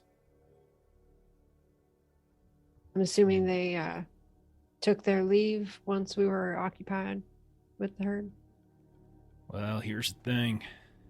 I heard from a few of the boys on the outsides and the outskirts. They said they saw some folks moving around in the hills. But it wasn't the normal folks. Now we've been getting shadowed for a bit. We all know that. We've seen them, and that's fine. I understand it. I get it. We're moving through territory that, gotta be careful. And there's certainly some stuff around here that we should probably keep our very large herd from guys stomping on over. But they saw some folks. I don't know how else to say it, Doc, but they were pulling to you, man. You suddenly see him kind of leaping up into the air, poking around a bit. And they kind of dip back down below the horizon. And even just not too long ago, an hour or so, old Gummy, he said he saw a few. Now, he's a crazy man, don't get me wrong, but I believe him. He just suddenly saw a couple lights in the sky, just like that. Doctor, that kind of matches that one contraption that we found out there. Mm-hmm. Well, if we've seen them before and they see them again, maybe we hunt them down and get some answers. I mean, when he came to visit you, claiming that we still had something he needed, did he provide some sort of place that he would like to meet? Because I would assume he might have just shown up to lay down a threat and then not provided any reasonable recourse. That seems exactly like what that son of a bitch would do. I think you got his number pretty good there, Doc. I don't get a sense that he was being on the up and up about anything he said. Now that I think about it, no, he didn't set up a place for us to rendezvous at all.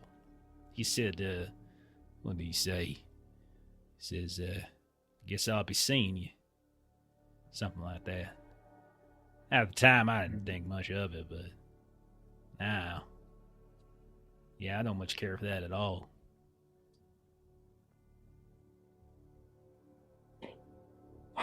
Well, I grow tired of that. And I would have to imagine that device they were driving probably leaves some deep tracks. Yeah, at this point, I'm tempted to just track that thing and just blow it up. Him with it. Man allows us no reasonable recourse, then to hell with him. I mean, we could also try and hunt down the start of this fire and see if that gets us in the right direction. That's true. I mean, we can't just sit here and keep letting things come to us. Mm-hmm. So do we try and hunt down the people flying? Do we try and hunt down the start of this fire? Or do we try and hunt down that big machine with it? God almighty, huge machine gun fixed to the top of it. I mean, that last thing sounds like something we'll pick a fight with if we absolutely have to, but I'm with you on that one. And she kind of holds up her lariat and kind of holds up her gun like, I don't know that either of these things are well matched for that. Maybe we talk to the people that saw the flying one, see if we can get some kind of like triangulation on the territory we're seeing them from. Gummy said it's way off to the east, pegged at least 5 miles or so. Just a light that goes up and then came back down. A couple of them, and then it stopped. But he reckoned that I don't know much about the fella, but he's got a strange history, that one.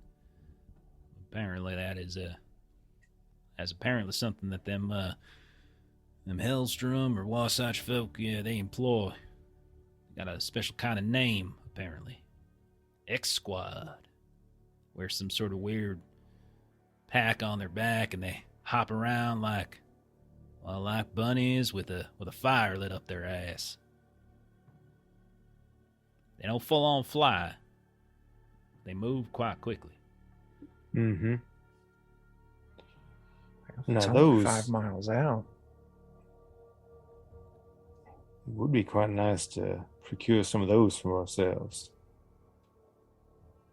And also likely they are the information gathering group for them.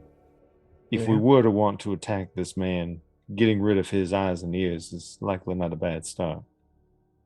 You send some folks over here, send some little spiders to take out some of our cows and whatnot. We go after his flank and take out some of his in return.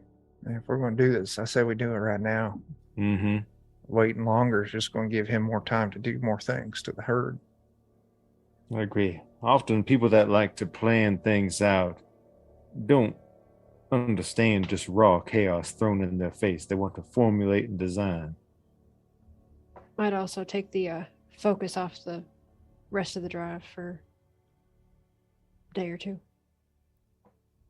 Indeed. So it's vengeful and heroic at the same time. Delightful.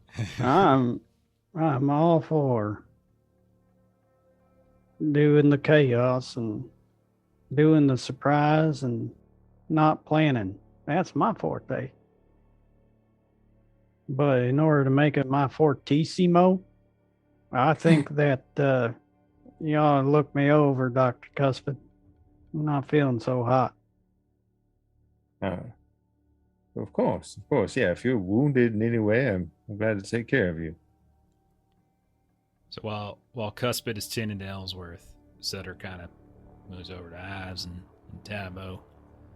All right, now listen, y'all want to head out now? It's fine, cover of darkness and all, sure. But what I heard, you got that big old wagon, you got these things hopping around. You ain't going alone. You can take some of the hands with you. They've been through enough already. You need more eyes, you need more guns, or at the very least, you need to flex a little muscle. Maybe if we show them we got a bit of a spine, they back off. Luke's gonna go ahead. He's leading a few with you. I'll stay back with the herd, Abby and I. We can handle it, it's alright. But anyone here who's been through a fight or can handle a gun or something like that, they got your back and everything. Be careful. Y'all are in charge out there. Luke knows. He's listening to you. He's a good fighter, but he's a bit past his prime, if you know what I'm saying. Yeah. All right. We take some hands. We head out, see if we can catch us a jumping man. All right. Appreciate the help. I hope we can protect them. Don't thank me. You're the ones going out there and looking for a frickin' steam wagon with a Gatling gun on it and people hopping around with rocket packs on their back. I think you're the ones who took the short end of that straw. Nobody said we are the smartest ones on this drive. Now, here's the funny thing, Anna. I actually think y'all might be. That's what's scary. Oh, no. Well, no. Kind of looks over towards Eustace for a second. Well, I mean, Cuspid is. Hey, what are you trying to say? I'm just kidding with you, man. Oh, okay. All right. I'll just kind of pat you on the back and be like, I thought the doc was checking you out. Oh no, Doc? So I don't know what your condition is above board. Like, he's got one wound. Oh, that's going to be easy. Son, you're practically made out of granite. Not an issue at all. I'll handle that just with. No, you know what? For you, I will let the teeth do it. There's the little, my own little automaton will come out. This little, brass, dentures will come out. The braces come off. They crawl upon you like a spider. The tongue lashes out, various like chemicals into the wound. It starts biting surgical staples. And that feels a lot different than the last machine that got something on me. You're accustomed to a different sort of biting machine. I'm no, curious. I meant the one that threw up on me last night. Yeah, that's not really so much my style. Yeah, I showed her what for though. Of course you did. Give it a taste of its own medicine. I believe you. I'm sure that you have vomited a great many number of fights. Yes, I have. Yeah. They don't expect it. It totally opens them right up. Yeah, it's not the most fun to do. That's right. I need no further demonstration. I assure you, I believe every word. Good. All right. Well, we're of one accord. It's true. 2 peas in a pod. Yeah. All right. So you all head out. Are you trying to track the steam wagon? Are you trying to track back? Are you trying to like work your way back and like track the fire back? Or are you trying to find these hoppity guys, these X squad? I would vote for the hoppity guys, but I'm also happy to go with what the rest of the group thinks is the best course. Yeah, definitely not the thing. Yeah, I agree on think that one. The hoppity squad's the most likely to spot us. And also, if we do get lucky enough to take them unawares, that'd be some handy devices to have We for could ourselves. be the hoppity ourselves. Just imagine Eustace delivering a headbutt from 50 feet up. I agree. Yeah. All right. Well, that's decided. Let's go get us some hoppity guys. All right. So give me a tracking test here. And this one's going to be at -2 as it's dark, and these are not the easiest folks to track as there's long sweeps of distance between where they might land. This is survival. Yeah, survival would be good. Now, Gummy does come up, and he kind of gives you all a base place to start. He's coming along with you, and he gets his jar out, spits into it, says, "Now listen, I think about 5 miles over yonder, I saw quite a few. It was like a light show up there, you know, just tons of them up there, just hopping around like stars. It just fell down on top of them hills and just were bouncing around." And he takes a swig. Y'all thirsty? Ah.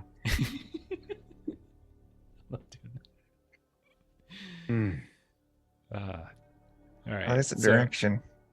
Who's doing that survival test for us? How'd you do, Eustace?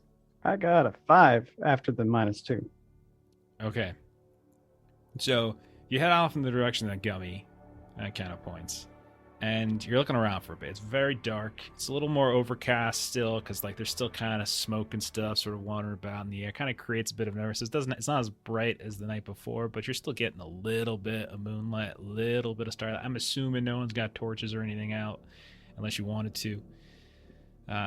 And eventually you find just over top of one of the hills that Gummy was pointing at several miles out, you do find these kind of like mini little craters here and there. And also, as you look a little bit more closely, these small little burn marks every now and then. Cuspid, you're smart enough to kind of piece together it's likely whatever kind of propellant is kind of being burnt off and it's kind of lifting them off. And you kind of start tracking that. And, you know, as you're looking, you can see that there's at least 5, maybe 10, maybe 12. You're not sure, but there's definitely more than just a few. Like there's a quite a big group of them. And you fall off for a bit. Again, the smoke's kind of whirling in the back, and you find yourselves kind of traveling east and east and east. When you're at the top of one of these hills, you look off way in the distance to the east. You see what looks like some lights probably some sort of settlement that's miles and miles and miles from here, but you can kind of see it. It's just so dark on the horizon that it just kind of creates this beacon. And that's when you hear a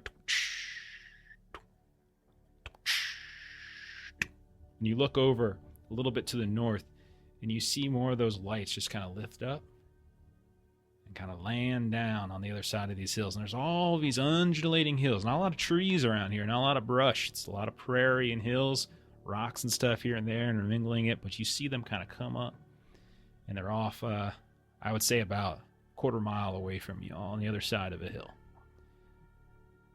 What do y'all want to do? Do we just pause and just stop moving so they're have a harder time seeing us?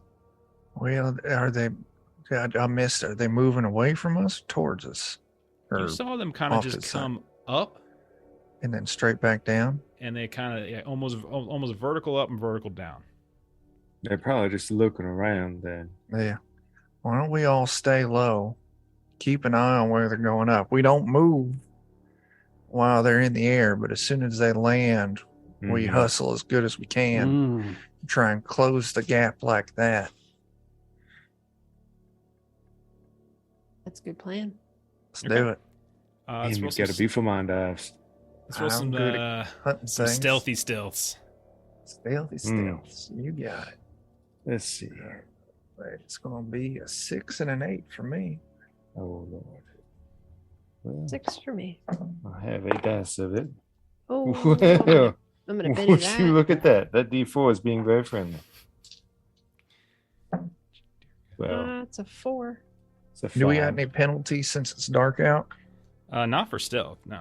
All right. That's good. Pull a 10. 10? Yeah. Anyone do better than a 10? No. Anyone fail? All right, no one failed. I got a Okay. 4. All right. I mean, it's contested, obviously, from like awarenesses and perceptions and all that kind of stuff. Or notice, I should say. Sorry. Okay, so you see them go up, and you kind of run. You see them go back down. You crest over the hill, and you look down, and you can see that there are, count 1, 2, 3, 4, 5, 6, 10 of them. And you're not sure if they've noticed you, but you stop for a second. You just watch that, like, they're just sort of looking at each other. They just go up, and they go back down. Go up, they go back down. All of you roll a notice test.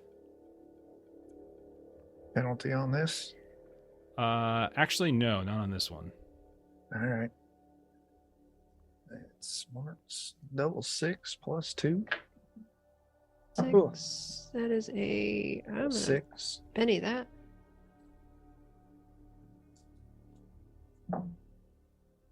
Oh, got an exploder. That's a 10. A 10. Okay, anyone do better? Nice. No. Okay. Oh, got a 7. All right, y'all are looking around. You're kind of tracking. Something seems off. Like they're just hopping up and down.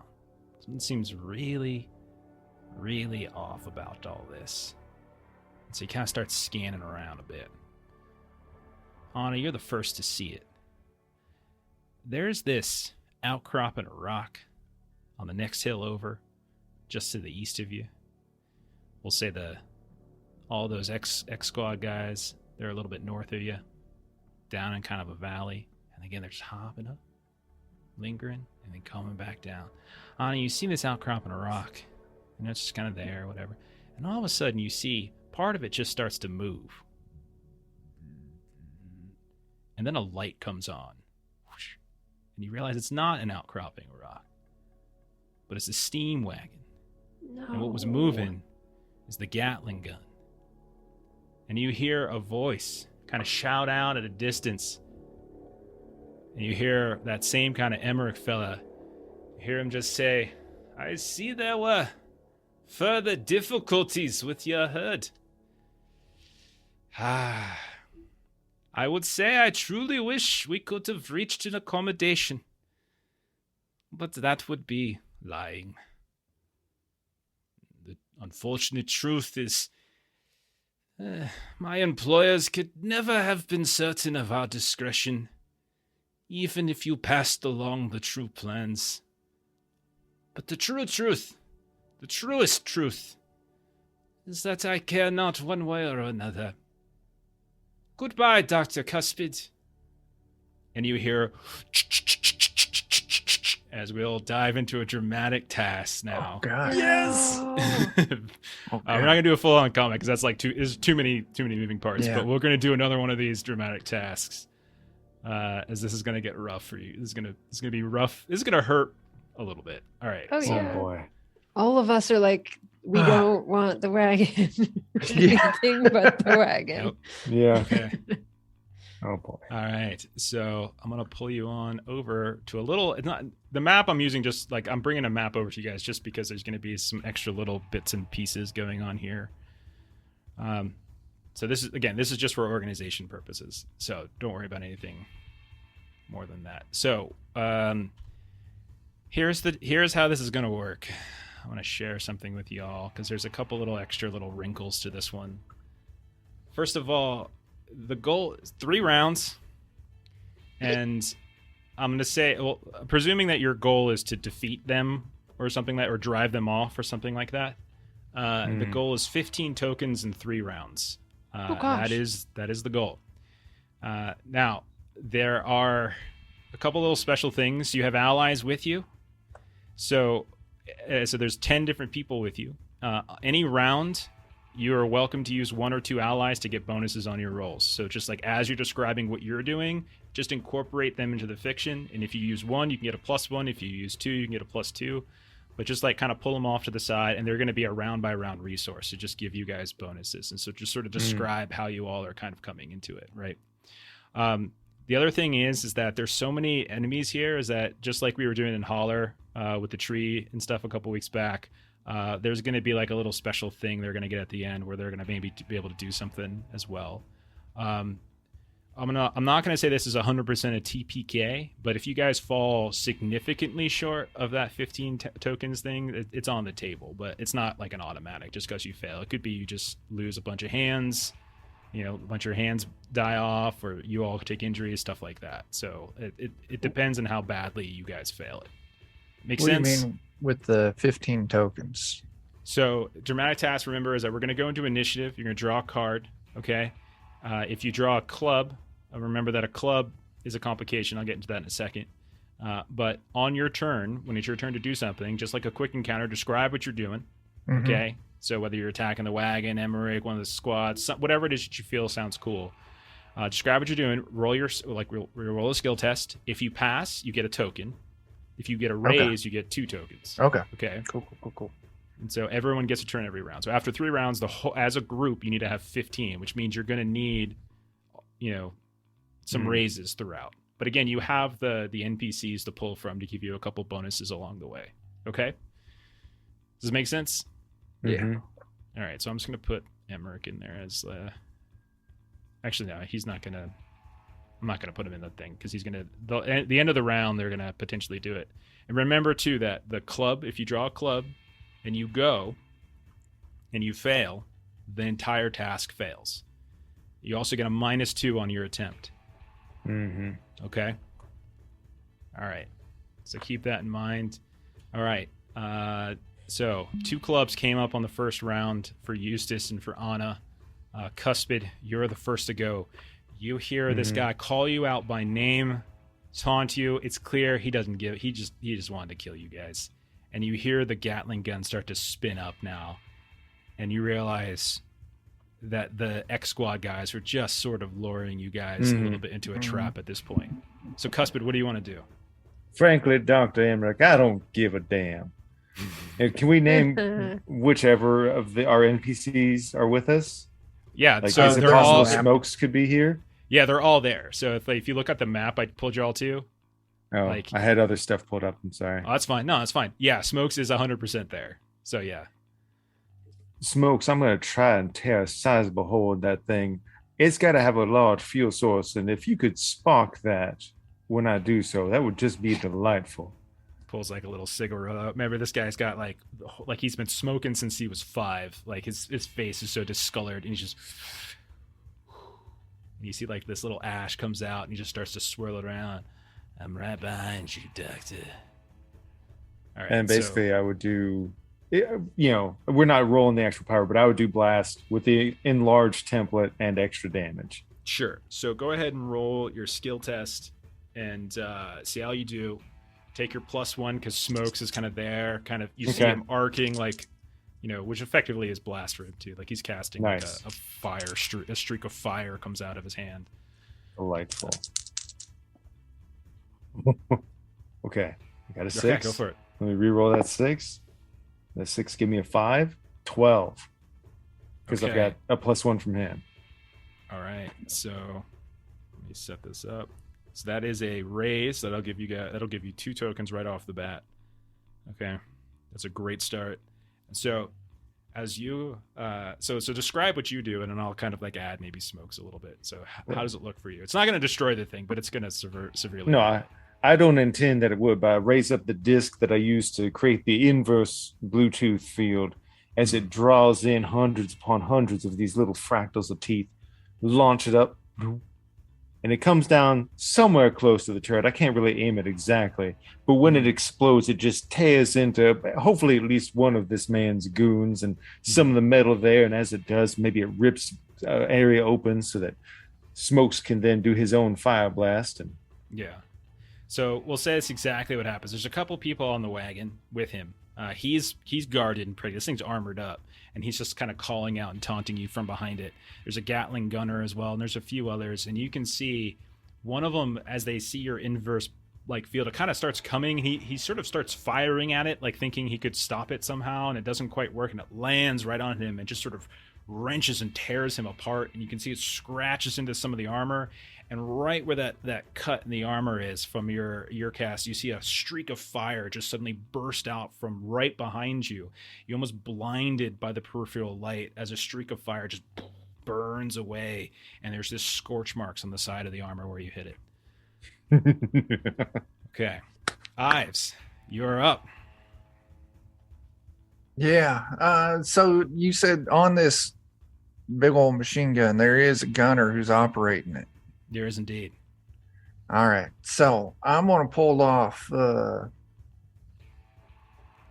solely based on looks, blue and grimy. I'm going to say, all right, you two, I want you to head over to there, that chunk of the hill. And I want you to just lay down fire on it. Try and draw its direction towards you. If it starts shooting, drop. Don't get killed on this. I'm going to flank over onto the side. I'm going to try and pick off that gunner. Try and keep their big guns out of the fight. So Grimy pulls the 6-shooter out of his, out of the holster. He's like, "You got it, Eyes. All right, Rook, come on." He slaps Blue's horse in the ass and starts riding off in the direction that you were pointing. Moments later, you hear kind of fire. Yeah. You see the Gatling gun guy looks to be kind of uncertain where to fire to yet, as it's still sort of in this spin up phase. Yeah. Go ahead and make your roll. All right. So pulling a shooting on this one, try and snipe him off. I am switching over to my rifle. Sure. That way I got actual range. So okay. And you take the +2 because they're distracting a bit. Yeah. Yeah. That'll be a 7 with that +2. Okay. So that is a success. It's not a raise, so you do get the 1 token. That's fair. So you aim. It's not going to kill him, since it didn't go crazy with the shot, with the roll. But you aim. You see the Gatling gun hesitate ever so slightly, kind of shifts and turns, and that opens up not his head, but you can see his shoulder, and you just bury a bullet right in his shoulder. And all right. And so he's now kind of you can see him kind of hunking down. There's a little bit of lights on top of the steam wagon too. That are kind of giving this aura, so it makes it a little bit easier to see. Okay, so great start so far from Ives and Cuspid. Eustace, it comes to you again. You have a club. Now, what this means in terms of the rules is that if you attempt something and fail, the entire task fails in disaster. So if something horrible happens, the Gatling gun goes off, and a few of you just get mowed down completely, or the X Squad guys come raining down. So something horrible could potentially happen. But you can choose not to do anything. Okay, so you can choose not to do anything. It just means you don't make progress. But what I'll do is I'll have them take their turn on your club as opposed to like waiting for the end. Is sort of what I'm going to say. But it's up to you, Eustace. Well, I do have 2 bennies. Just don't know if I should do it or not. But so right now that gun is starting to turn towards those people on the hill. Yeah, it's going to unload on you guys for sure. Yeah. All right. And there's 3 people left to use. There are a lot of people. You had 10 people with you. So you have, and 3 have been used. So that means there's 7 left. So the map I brought you to, you should see just north of you guys. Francesca, Luke, Gummy, Eula, Javier, Leodora, and Dakota are all available for use. And so I'm going to say, all right, Eula. While the gun's focusing on them, we're gonna take Emmerich down to the ground. We can get him. We can get him down. Maybe the rest of them will lose a little bit of morale. Okay. So I want to describe again where Emmerich is. He's behind the wagon. No, he's not behind the wagon. He's in like an armored position atop the wagon. So like he's on top of the wagon. Oh, yeah, okay. It's like an armored seat. So like when I said behind him, like he's behind like this armored area. So if you were to try this, I would there would be penalties to try to rip him out of that. No, instead, all right, now that because looking at the map, I thought he was standing behind it. No, I just did that because that's so, just how the tokens work. All right, Eula, here's what we're gonna do. Let's see if we can keep some of them assholes on the ground. That way they won't be firing on us. And if they do, maybe they'll hit their own. And so Eustace is just going to run as fast as he can to get in the middle of all the X squad to start a brawl and make the armored steam wagon think twice about where to fire. Sure. So you start running, you start just speeding down the hill. All fours, because that's what I do. Of course. Eula is like, she's ready, like, all right, let's go, Eustace. And you can see she's got knife. She's got a big old Bowie knife in one hand. She's got blade out. She's got another smaller knife like in the other hand, kind of blade down. And she's like all running with you. Go ahead and you can make, so it's up to you. You decide what you want to roll. It could be your normal attack, it could be athletics, whatever you prefer. My absolute best thing to do is fighting. I really don't want to fail this. So yeah. So because you're using Eula, you have a -1 because it's a -2 penalty for the club, but you get +1 from using her. So we do have a bunch of bennies if you wanted to take one. Well, we're not using them for bennies now, right? You can use them for you can take one for an extra dice. And your martial arts is going to get you up to a flat roll. Not for an extra decimal. It's not this game. You just get a +1. Yeah. So, my martial arts gets me to the flat roll. I'm going to go ahead and take 2 of those bits there to add +2 to this roll. Okay. Nice. All right. You can do it. All right. All we need to do is succeed, right? All you need is to succeed. This is a fight, though, right? So you're going against their parry. Their parry is 5, so you would need a 5 to succeed on this attack on them. Well, I did just barely, so I'd rather not. I did get a 5. I'd rather not reroll and get a crit failure. Yeah, that's fine. Yeah. All you need is you got one token. I got one. It. That's great. Yeah. So you two come running down. You leap up right as you see one of them start to lift off the air, and you just tackle it to the ground. Eula does the same thing. She's a little smaller than you, but she starts stabbing away at the guy, and he's like, oh, and she's just stabbing, and he starts sinking back to the ground. And then finally we come to Anna. It's the same deal with you because you also have a club. So I'm going to start trying to unbuckle that thing while it's still on. Yeah, we'll handle that next round. Yeah. Okay. That'll be a whole different action. Yeah. All right. Anna, what do you want to do? All right. So Anna is going to kind of call over Francesca And she's going to ask Francesca to kind of provide kind of some extra eyes just to kind of line up a shot, because she's going to try to shoot, continuing to shoot at the gunner. So like for a spotter. Yeah. Okay. All right. Yeah. So I'll take the +1 dice from her, and then I'll take +1. I'll do 2 actually from Arbeni's. Just to help with this, and so I'm going to be shooting from the unlimited supply that we have. Thank you, by the way, Tool to Twitch. Appreciate that. And so that is a 4. 4 is what you need. That's all you would. I had +2 to 6.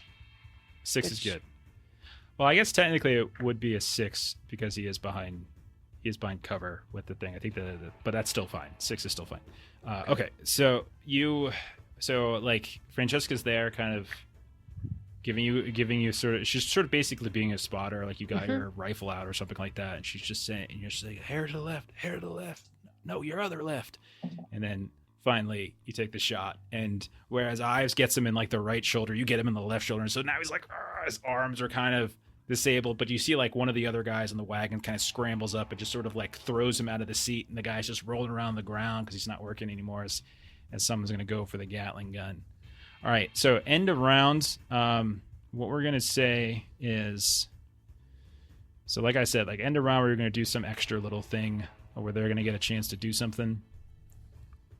So I'm going to say, of all the people left on the hill, I think it's Cuspid and Anna are the last ones that are left on the hill. Ives has moved. Ellsworth has moved. All right, so you all are going to get a spray from the Gatling gun. That includes Francesca, Anna, Cuspid, Smokes, and a few others. I'm just going to do... Okay, so this is going to be... All right.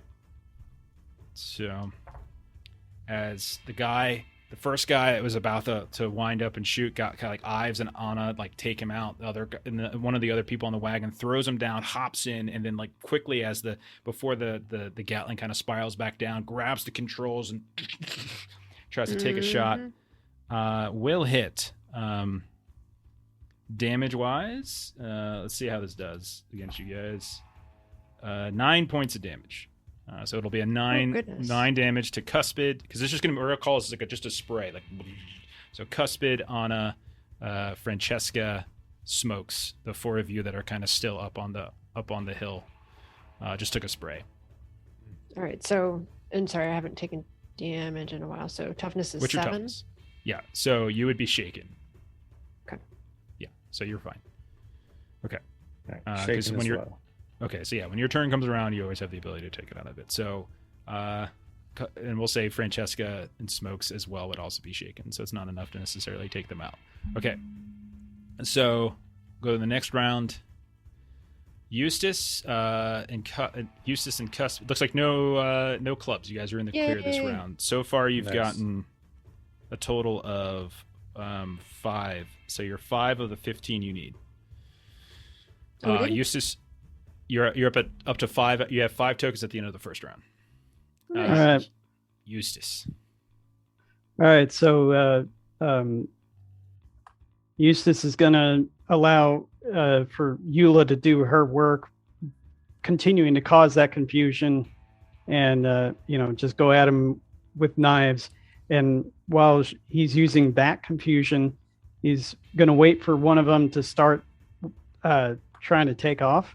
He's going to pull him closer, undo the strap, and then like fall on his back and hope that he's pointing towards the steam wagon so that one of the rockets just goes towards the steam wagon. That's awesome. Okay, you want to do like an athletics maybe, or if you're I think athletics, if you're trying to reach around and kind of pull the thing apart. So you and Eula are there. You're on top of these. You're kind of beating. So now you're trying. Yeah. It's still normally a -2, right? No, you're fine. For everything. Okay. You're so fine then you don't have, this would be an actual +1. All right. Yeah. Yeah, you're good to go. And that would be a 6. Okay, 6 is plenty. as you're wrestling around, like you can tell like the tilt of the pack is kind of getting all messed up, and you do your best to sort of time it, and you just unbuckle the straps of this, and he's like, no, what the hell are you doing? And then the two of you like kind of just let go. Now, are you riding the rocket towards the armored thing, or are you just letting it go like it's a missile? I was gonna let it go like it's a missile, but if I could ride it towards Emmerich. No, okay. I don't want to leave Eula by herself. Never mind. All right, so you just kind of, you see he just falls out and slams to the ground. You hear a crack because his leg probably fell as you're good like maybe 10 feet up and he wasn't prepared. And then you tilt and you turn and the thing and you just let go as you feel yourself kind of going in that direction. And then you get to the slope of the hill and let go and you kind of tumble back down. So Eula's not by herself. You hear the sound of ding, and then the rest of you, Cuspid and Anna, up on the hill, you see this light just come out from where the X Squad guys are and just explode on the side of the armored wagon. That's awesome. Cuspid, you're up next. So my screen's being a little difficult with me when I try and scan around. Just how many NPCs do we have with us? You have a total of 10. Yeah, you have a total of 10. So basically, you can use like 2 per round. Okay, so 10. And then there's the 4 of us. Well, seeing as that Gatling gun is a concern, I just really want to spit in Dr. Emmerich's eye, and I will tug upon the tie, activate the Bluetooth field, and I'll spend the power points to put it around every damn one of us. Suck it, Emmerich. Yes, you're gonna need it. Go ahead. Yeah, I don't. It's hard for me to describe how I would get help from that. Maybe because it takes longer to make it happen. They just cover you, like the Gatling gun is going, and they just kind of they get their horses in the way, you know, and they hop down behind them. Unfortunately, it means the horses are possibly taking hits, but it's better than you. Yeah, maybe I'll ask Smokes to do some more covering fire. It looks like Javier up there has a rifle. Maybe I'll yes, he does. Yeah. So maybe ask for the 2 of them to provide some covering fire, since it'll take a little bit more time to get this up on everybody. Yeah, so Cookie just jumps up. That's a nickname for Javier. His name is Cookie. And so he hops off, and he just like holds the shotgun on top of the back of the horse and just like, it's just wild shots. It's just there to kind of scare. And then you can see the same thing, like Smokes is just puts the ashy flames into the air and just kind of grabs it with his hand and then fires it in the direction of the armored wagon. Go for it. All right. So, man, that 6 is being good to me. So it would only be a 5, but it goes up to a 7. Not quite enough for a raise. Still good. Still successful. No, 6 plus 5 is 11. What am I thinking? Sorry. Okay, so it is a raise. Yes, I did. I did the explosion, then I just looked at the 5, and I was like, burr. So kind of everyone in relative proximity suddenly has, even maybe even some of the NPCs and stuff. Suddenly the glow begins to come around. So what's the number, and is it armor or toughness? It's going to be armor, it's going to be 4, but because there was a raise, it's considered toughness. Okay. So that way armor piercing won't play into it. You hear Emmerich. Your tricks are not that impressive, Cuspid. And you hear him whistle and hold up a fist. And you look off, kind of to the south. So like the north side of the hill is where all those X Squad guys are, and they're like, you can see Eustace and Eula have already kind of started distracting them a bit. They're kind of firing, hopping up and down. But you see off to the south, beyond where Ives had sent like Jay and Grimy, you see cresting over a hill and just speeding down the slope and almost closing in on the 2 of them. Moving at a speed that is pretty impressive. You see an automaton, Cuspid. One of Hellstrom's indices automaton. This type of stuff that you only really see in the City of Gloom. Like that's where they're kind of built, and then like you know what they are. But you see it just like as it's speeding down the hill, working, kind of moving in your direction. Let me introduce you to a friend of mine. And then you just hear like the laughter of his German accent, just kind of cackling a bit. As an automaton has now entered into the equation. I've made a right. huge mistake. Anna, you're up. Okay, I rolled poorly, so in order to get rid of this shaken, I am going to have to spend my last penny. Okay. Which I do. I am going to. I'm gonna be dumb, and I'm gonna try to. I'm gonna try to take. Let's say that there's 2 of these that are on horseback. So maybe Dakota and Leodora.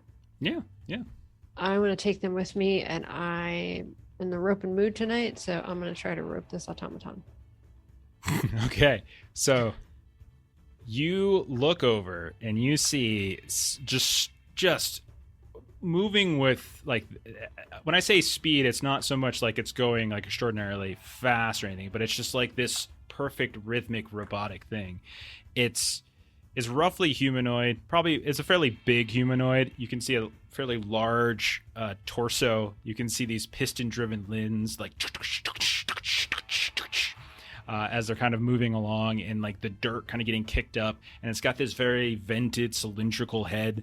And one of the arms, as you start riding towards it with your crew, you can see one of them ends in this pincer-like claw. And it's like, and the other, as you get close, you realize, oh shit! As the other looks to be a flamethrower. As okay. What devilry is this? Like, she is not, like, what Cuspid does has been the extent of the weird things she has seen, and this is just beyond. But yes, chat, I do like the idea of kind of just rope around the legs. Snow speed around the legs. That's funny. Okay, so you're charging after this thing. You're trying to rope it. You want to try to lasso the automaton. Okay. Yep, and do it. Basically trying to affect its ability to move.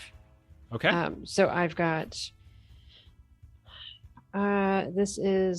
So lasso is fighting, which is a d6 plus a d6 plus I've got 2 with me. Mm-hmm.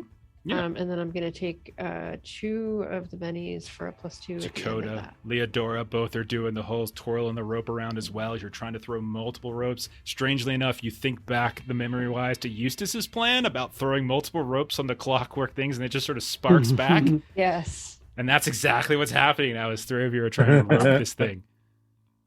All right. Let us know how you do. There is that's a 6. Yeah, no. So that's a 9. Yeah, that's good. What are you talking? Why is it? Yeah, no, that's good. That 9 is good. 9 is a raise. So you throw the first one out there, and that kind of you as you kind of pull Devil Eyes. You feel Devil Eyes even lurch. Like, that's how sturdy and the momentum that this thing is bringing. And Devil Eyes suddenly starts getting dragged along with it. And Devil Eyes is trying so hard. But you see the ruts in the dirt in the ground as his hooves are pulled along with it. But the creature's suddenly slowing down. But then the second one, whoosh, there goes Leodora's rope, laughs around it. And her horse is just sort of... And then finally, Dakota, the young kid with those big, bright, white teeth. They're just glowing suddenly. The only light in the area is the flamethrower in his teeth. And he just gets the last one on with a big old grin. And the 3 of you are you're slowly being pulled, but we're talking like you're moving like inches at a time as this thing, pincer claw is trying to snap a bit here and there. You see the flamethrower.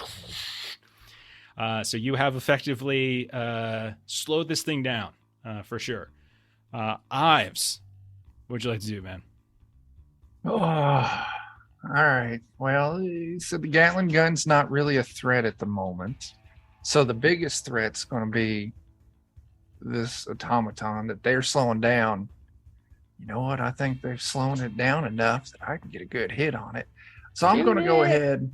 I'm going to have Blue and Grimy go ahead and like lay it down on the robot thing. Mm-hmm. And this thing, it's got a flamethrower. Flamethrower's got to have a fuel pack on it. Okay. So I am going to try and use my rifle. I'm going to try and snipe that fuel. Okay. It's going to be cylinder. A called shot. So yeah. this is going to be a little bit more difficult. Yeah. I mean, it's the equivalent. I would say it's sort of the equivalent of a headshot, right? Yeah.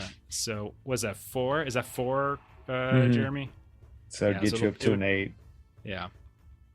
So it'd be All right. -4 is what you would be taking to try to shoot the right. specific flamethrower. And I'll say this: if you manage to hit the flamethrower, I won't be able to use the flamethrower on Anna on the next turn, All right. which is exactly gotta what do I was it. going to do. Melissa, Yeah, how I many of figured. them bennies we can have for how many 6. are left? 6? You can't I'm take gonna- 6. One or You 2. could take 2. You can I take was one going. or I was 2. just asking. I didn't want to use the last of them. No, No. No, That I was wanna for take Melissa. 2. That was for you, Chuck. You're not the cheater. We know who Oh, okay. cheats in My this game. bad. Yeah, I'm going to use 2 of them. Okay. So I got a -4 to this roll with that. I got a -2 on this roll. Are Okay. you 2 folks helping you? And 2 helping you. So it's Oh, my 4. 2 helping me. So Do you're they just count? right. You're rolling normal. Flat roll. Rolling flat. Okay. All right. I got a 5. Okay, that's good. It's a ranged attack, so it's good. So like you see, Yeah, I'm not so gonna risk you it. and Blue and Grimy, you just start riding. You maybe slow down. The horse kind of comes. Take a deep breath, let it out, and then Anna, you're like holding on for dear life, and all of a sudden the explosion happens, Nice. and it's like this big inferno. You and the others, you kind of start pulling back. Go ahead and roll on a riding test to see if you manage to kind of keep hold of the rope. That's clearly, this thing had to have been destroyed by this. Chuck, you can roll damage if you want to. Oh shit. This is my rifle, so That's a it's 7 on the riding 2d8 check. -1. And you can take an extra d6 for this. I rolled double 8s. Roll. Give me the damage. All right. Did you say I could take an extra d6? Take an extra d6. Yeah. All right. I don't know what the rule is for whatever, but I mean, take an extra All d6 right. because it explodes. Gotta do math. Christ, why do I gotta do math? All right, that's 16 plus 3. That's 19 right now. I get to re-roll them because they're both 8s. Oh. All right. 3. That was 19, 20, 24. 24. Okay. 1, 2. This would be shaken, wound. All right. I will burn one of its tokens to try to soak. I'll soak 1. It takes 2 wounds from this. Oh gosh. Shaken and 2 wounds. As That's this amazing. fireball erupts right on where the automaton is, and Anna, you nearly get thrown off of it. You look over and you can see, like, on the ground there's Leodora, there's Dakota, as they couldn't even stay on board. Their horses are falling over as well, and you would expect with the inferno and with the fire that thing's got to be dead, but then suddenly you see it just I would. emerge like the Terminator out from the God. fire and the smoke. No, Still thank you. Oh, gosh. still functioning, with a big old chunk of its backside missing where the flamethrower's tank exploded. I don't know if this will change it, but I realize I forgot the -1 for my rifle, so it's actually 23. I don't know it's if no it- difference. Okay. It wouldn't I have just- any difference. I didn't want to cheat or anything. Thank you. I'm not used to having players like that, Melissa. Okay. So, at the end of round 2 then, as that was also, you guys are up to 12 of what you need is of a 15 is where we're at. However, they're going to go. I'm going to say, Do they have to? yeah, because I think it's more fun this way. Because It these is. combats are way too much to do because there's just too many Mhm. tokens. Yeah. So I wanna It's just make gonna sure hurt. that they're able to at least do something, because there's a lot of Yeah. cool things that they can do. It's an Yeah. automaton. I will say that the automaton, Anna, you're there, and Yeah. it's going to, with the other 2 guys on the ground, with Dakota and Leodora on the ground, it's going to close in on you. You still got the rope and the pincer. I'm going to try to snap on you twice with this pincer. So I'm taking 2 attacks. It's going to be -2 to both. I'm hoping that this automaton is just as useful with this pincer as I am in Fallout, which is not at all. So that's what I'm hoping for. 8 on the first one, the -2. For my parry? Yeah, for parry. Yeah. Okay, so that'll hit. And then damage. is strength with the D8. That exploded. 13. It's 20 points of damage. Oh gosh. That is 9 above my toughness. Okay, so that'll be first one is shaken, and then 2 wounds on top of it. Okay. Second attack with -2. Soak? Oh yeah, you can soak too if you have any bennies left. I do not. Oh no. Oh, that's a shame. That's such a shame. I'm so sad. No, you're I'm not. so sad. That's a 9 on the second one. For the just to The hit. second one's a hit. Yeah. Yeah, my parry is 5. Okay, that's no explosions this time around. 12 points. 12 points on the second one. That's 1. What's your toughness? My toughness is 11. Okay, so that's your third wound, right? Mm, You're not. yeah. You're okay. You're not. You're not dead or anything. So you're okay. Because it's the next one that puts her down, right? I always get this. Oh, confused. 3. 3. Okay, so you are down. Okay. So this I'm hanging automaton on to this closes rope for in. dear life. Okay. So you need to make an immediate vigor test as you go down. So start there. Let me know how you do. Can I use any of these bennies for extra? Yeah, that's fine. All right, I'm gonna take. This is a pretty important roll. It's very important. Yeah. Do I have to declare ahead of time, or can I use them after? It's up to you. You got to declare ahead of time. I'm taking 2. Yeah, Okay, please that's do. fine. Yeah. That leaves 2. Okay. That is a 7. Okay. So even with the wound penalties and such, since they kind of cancel that, you're still good. So success, you're going to roll an injury table. It's not a permanent injury, but it'll go away once all your wounds are healed. So if you want to check out, where did I put it? It's in here somewhere.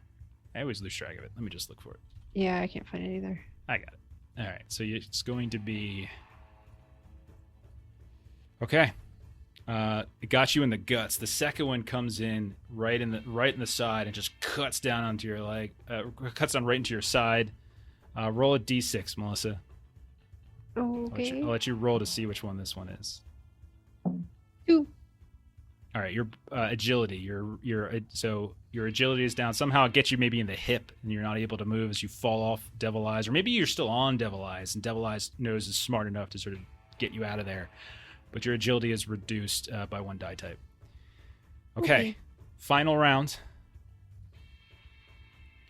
Ives, you are first, but you do have a club. Eustace, you also have a club. Anna, you are incapacitated and are not going to be able to participate.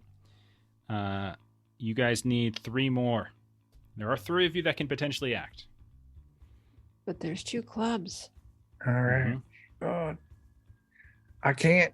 I want to do it. You get 2 assists and you take the other +2. That's why I put them in there, is because I wanted to have the NPCs and I didn't want to completely. Yeah. Try to give. Yeah, this is All just right. Jeff trying to add a little bit more stuff. So what's the status of this automaton? It is intact, like it's alive. It's got it's mechanically speaking, it's got wounds, but it's still up, and it managed to hit Anna a couple times. I got to save Anna, so I'm going to put down those 2. Keep up the fire on it. Mm-hmm. I got to drop this thing before it does anything more to Anna. Mm-hmm. So there's my shot. Oh God, I don't Other even than the know, club 'cause stuff, there's no extra penalty. So if you're getting if you're getting the other 2 to continue firing, it kind of it's in a wash. Like it's a wash. Yeah. All right. Yeah. All right. I'm gonna do it. Just flat roll. And then if you take Ooh, the other, Got an 8. yeah, And you took the last 2 bennies, right? Save some I for did- Adam too, because Adam. Might Yeah, I'm not using any bennies on Oh, this you're one. not? Okay. No, because it's just a flat roll on that. So that's going to be a 12. A 12 is a raise. Okay. Roll your damage. Yeah. So it's 2d8 minus 1. So I get a 6 on that since it's a raise, right? Mm-hmm. All right. Oh God. That is just going to be 10 damage. Okay. Anna, I need you to, as Devil Eyes, make like an agility test or something like that to see if Devil Eyes can get out of the blast radius when this thing is about to explode with you on its back. All right. Devil Eyes has a D8 agility. So, wait. And I rolled an 8? You rolled an 8? Okay. I did. So you go down on the, like, you're on the back and you're slumped. You're bleeding out the side of your hip. This automaton is getting ready. Like, its pincers open up again. It's about to chomp. And Ives, you watch as even with Anna is like out, you see Devil Eyes just lurch forward right as the third snap would have like cut Anna in half, just giving you just enough distance. And you just like that damn horse, right enough space. And you pull the trigger right as the horse leaps past. As it does, your bullet hits it clear right through center mass. And you see it just, but then you hear that, and then God. Big old explosion happens, bigger than the ones that you saw with the clockworks, like a bigger template. You see Anna like kind of just barely misses kind of getting caught in it. The other two, your two allies that are kind of laying on the ground are, let me see if I roll anything crazy. I don't roll anything crazy, so they're just sort of burnt up a bit. I didn't explode on my damage, so they're not dead. Ooh. But now we just need one more. Cuspid, you're up. No penalty for you. Well, then I will ask Cookie and Smokes to continue with some supportive fire. And how is that cover that Emmerich's behind looking after all this has happened? So between Eustace sending the missile of the jetpack and Smokes like throwing out all of the different fire, and then you've got your Cookie and them kind of shooting in, you can see that the actual armor has become dented and sort of charred, and you can see a few of the other folks that were on the armored vehicle are like kind of hanging off on the side now. You can tell that a few of them probably took stray shots or burns and they're dead too. Emmerich, you see, is trying to scoot over to get into the Gatling gun seat. It's still intact, but it's not looking good. That vehicle looks like it's going to go soon. Well, perfect. I'm so happy that he chose to expose himself and start moving over that way. No, you've chosen the right course of action, Dr. Emmerich. Why don't you just sit down, and I'll use bolt.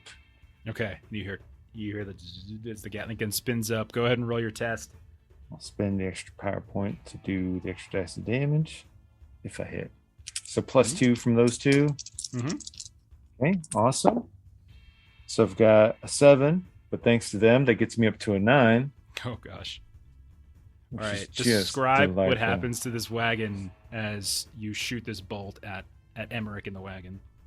Well, I don't think I so much am going for it. I really am going for him. And just to be a spiteful son of a bitch, it's the arm, because he's scooting over and he's trying to reach the arm to grab it. I want the whip to reach around his arm and then just do that reverse rotation and just rip his entire arm off, and gore sprays everywhere. And as he loses grip of the Gatling gun, he just falls down in front of it. And of course, it aims down because there's no one holding it up. It might be down right into his legs, into his feet, basically. Yeah. And he just screams, I'm going to keep you alive, Emmerich. And he falls down to the ground. He falls out of the seat. You can see blood just pouring out of the arm. Okay, so you are now up to 16 of the 15 tokens you need. Anna, you are incapacitated. But Eustace, you have a club. You're welcome to go. Mechanically, you guys have hit your number, but you do have a club. So if you were to do something and fail, that would actually fail the task. So it's up to you, Adam, what you want to do. Eustace is just going to be a punching bag for X Squad.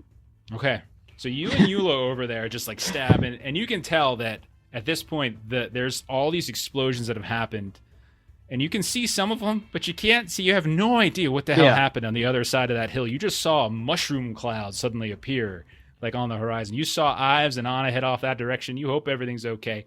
You hear Cuspid cackling like a madman, so you know things are probably fine up on the ridge. And then you and Eula have managed to take down like 3 or 4 of these fellas.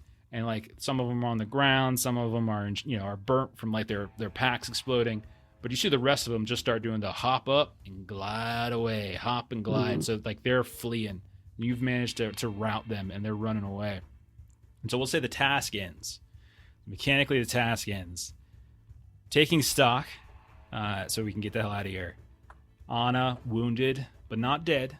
Wounded terribly. You can see Devil Eyes comes up next to Ives. Got Anna on the back. You can see, like, Cuspid, you go up to Emmerich, and he is bleeding out. This guy is not going to live unless... Yes, he is. You are going to make him live? Okay. Oh, I'm going to let him live. Okay. So you're going to enjoy just a lifetime of being an invalid. Congratulations. That's your reward for being an asshole. Okay. He mutters something in German that you don't necessarily know what it means, and then spits up at you, but it doesn't go all the way, and it just kind of falls back down right on his face and is covered in blood. And we'll say, with that, we'll end there, and we'll sort of finish up like this little Hellstrom arc a little bit at the start of next session. But we'll say you're able to sort of push back the remaining X Squad people. The wagon, you can see a few of the other guys are there, but they start running. You've killed a bunch. You've killed the leader. You've destroyed the automaton. But you all have won the day.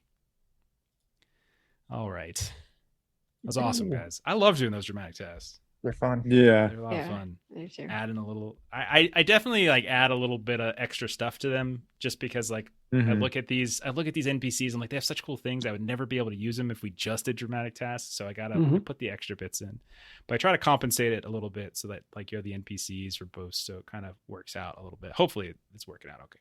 Yeah, because they actually kind of aren't just like in the drive somewhere and we kind of forget about them. Yeah. I mean, if things would have gone wrong, they would have died. I was ready to kill them off. Like I had like depending on if like you were to fail the task, like depending on how the difference was, like some of them were gonna die, and then eventually you guys would start dying, and eventually that kind of thing. All right, why don't we do a closing round table and get out of here because we're over time. Thank you guys for hanging out. Jeremy, tell us about his Patreon. Yeah, and recent Patreon, you've got comics, you've got 5e stuff, you've got art tokens. Check it out. All right, perfect. Link is in the chat, and if you're watching this later on YouTube, the link is in the show notes if you want to look below. Adam, tell us a little about Grim and Perilous doing this week. Grim and Perilous will be, I'll let Chuck talk about that part, but if you just go to the website and check us out, then you can see the latest news on what we're doing as far as creating games goes. There was recently a community content showcase that was put up there. So we put those up every now and then because people make community content and sell it on ttrpg. So check it out. Perfect. And Chuck, Defenders, and anything else you want to talk about?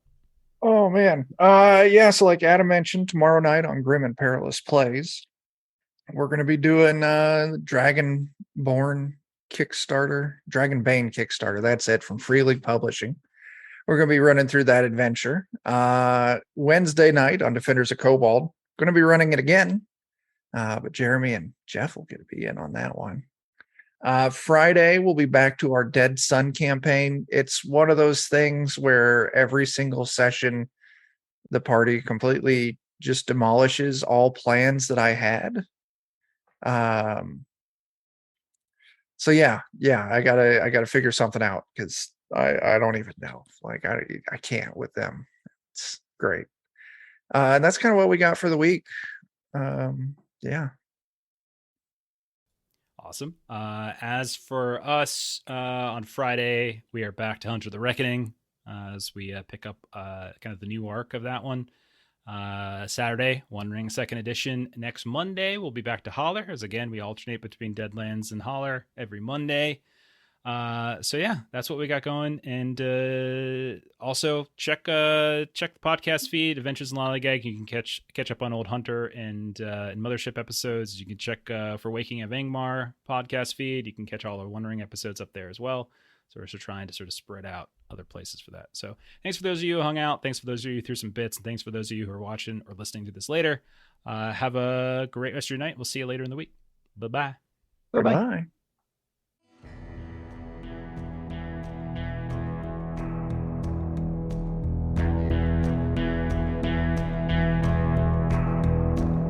Bye.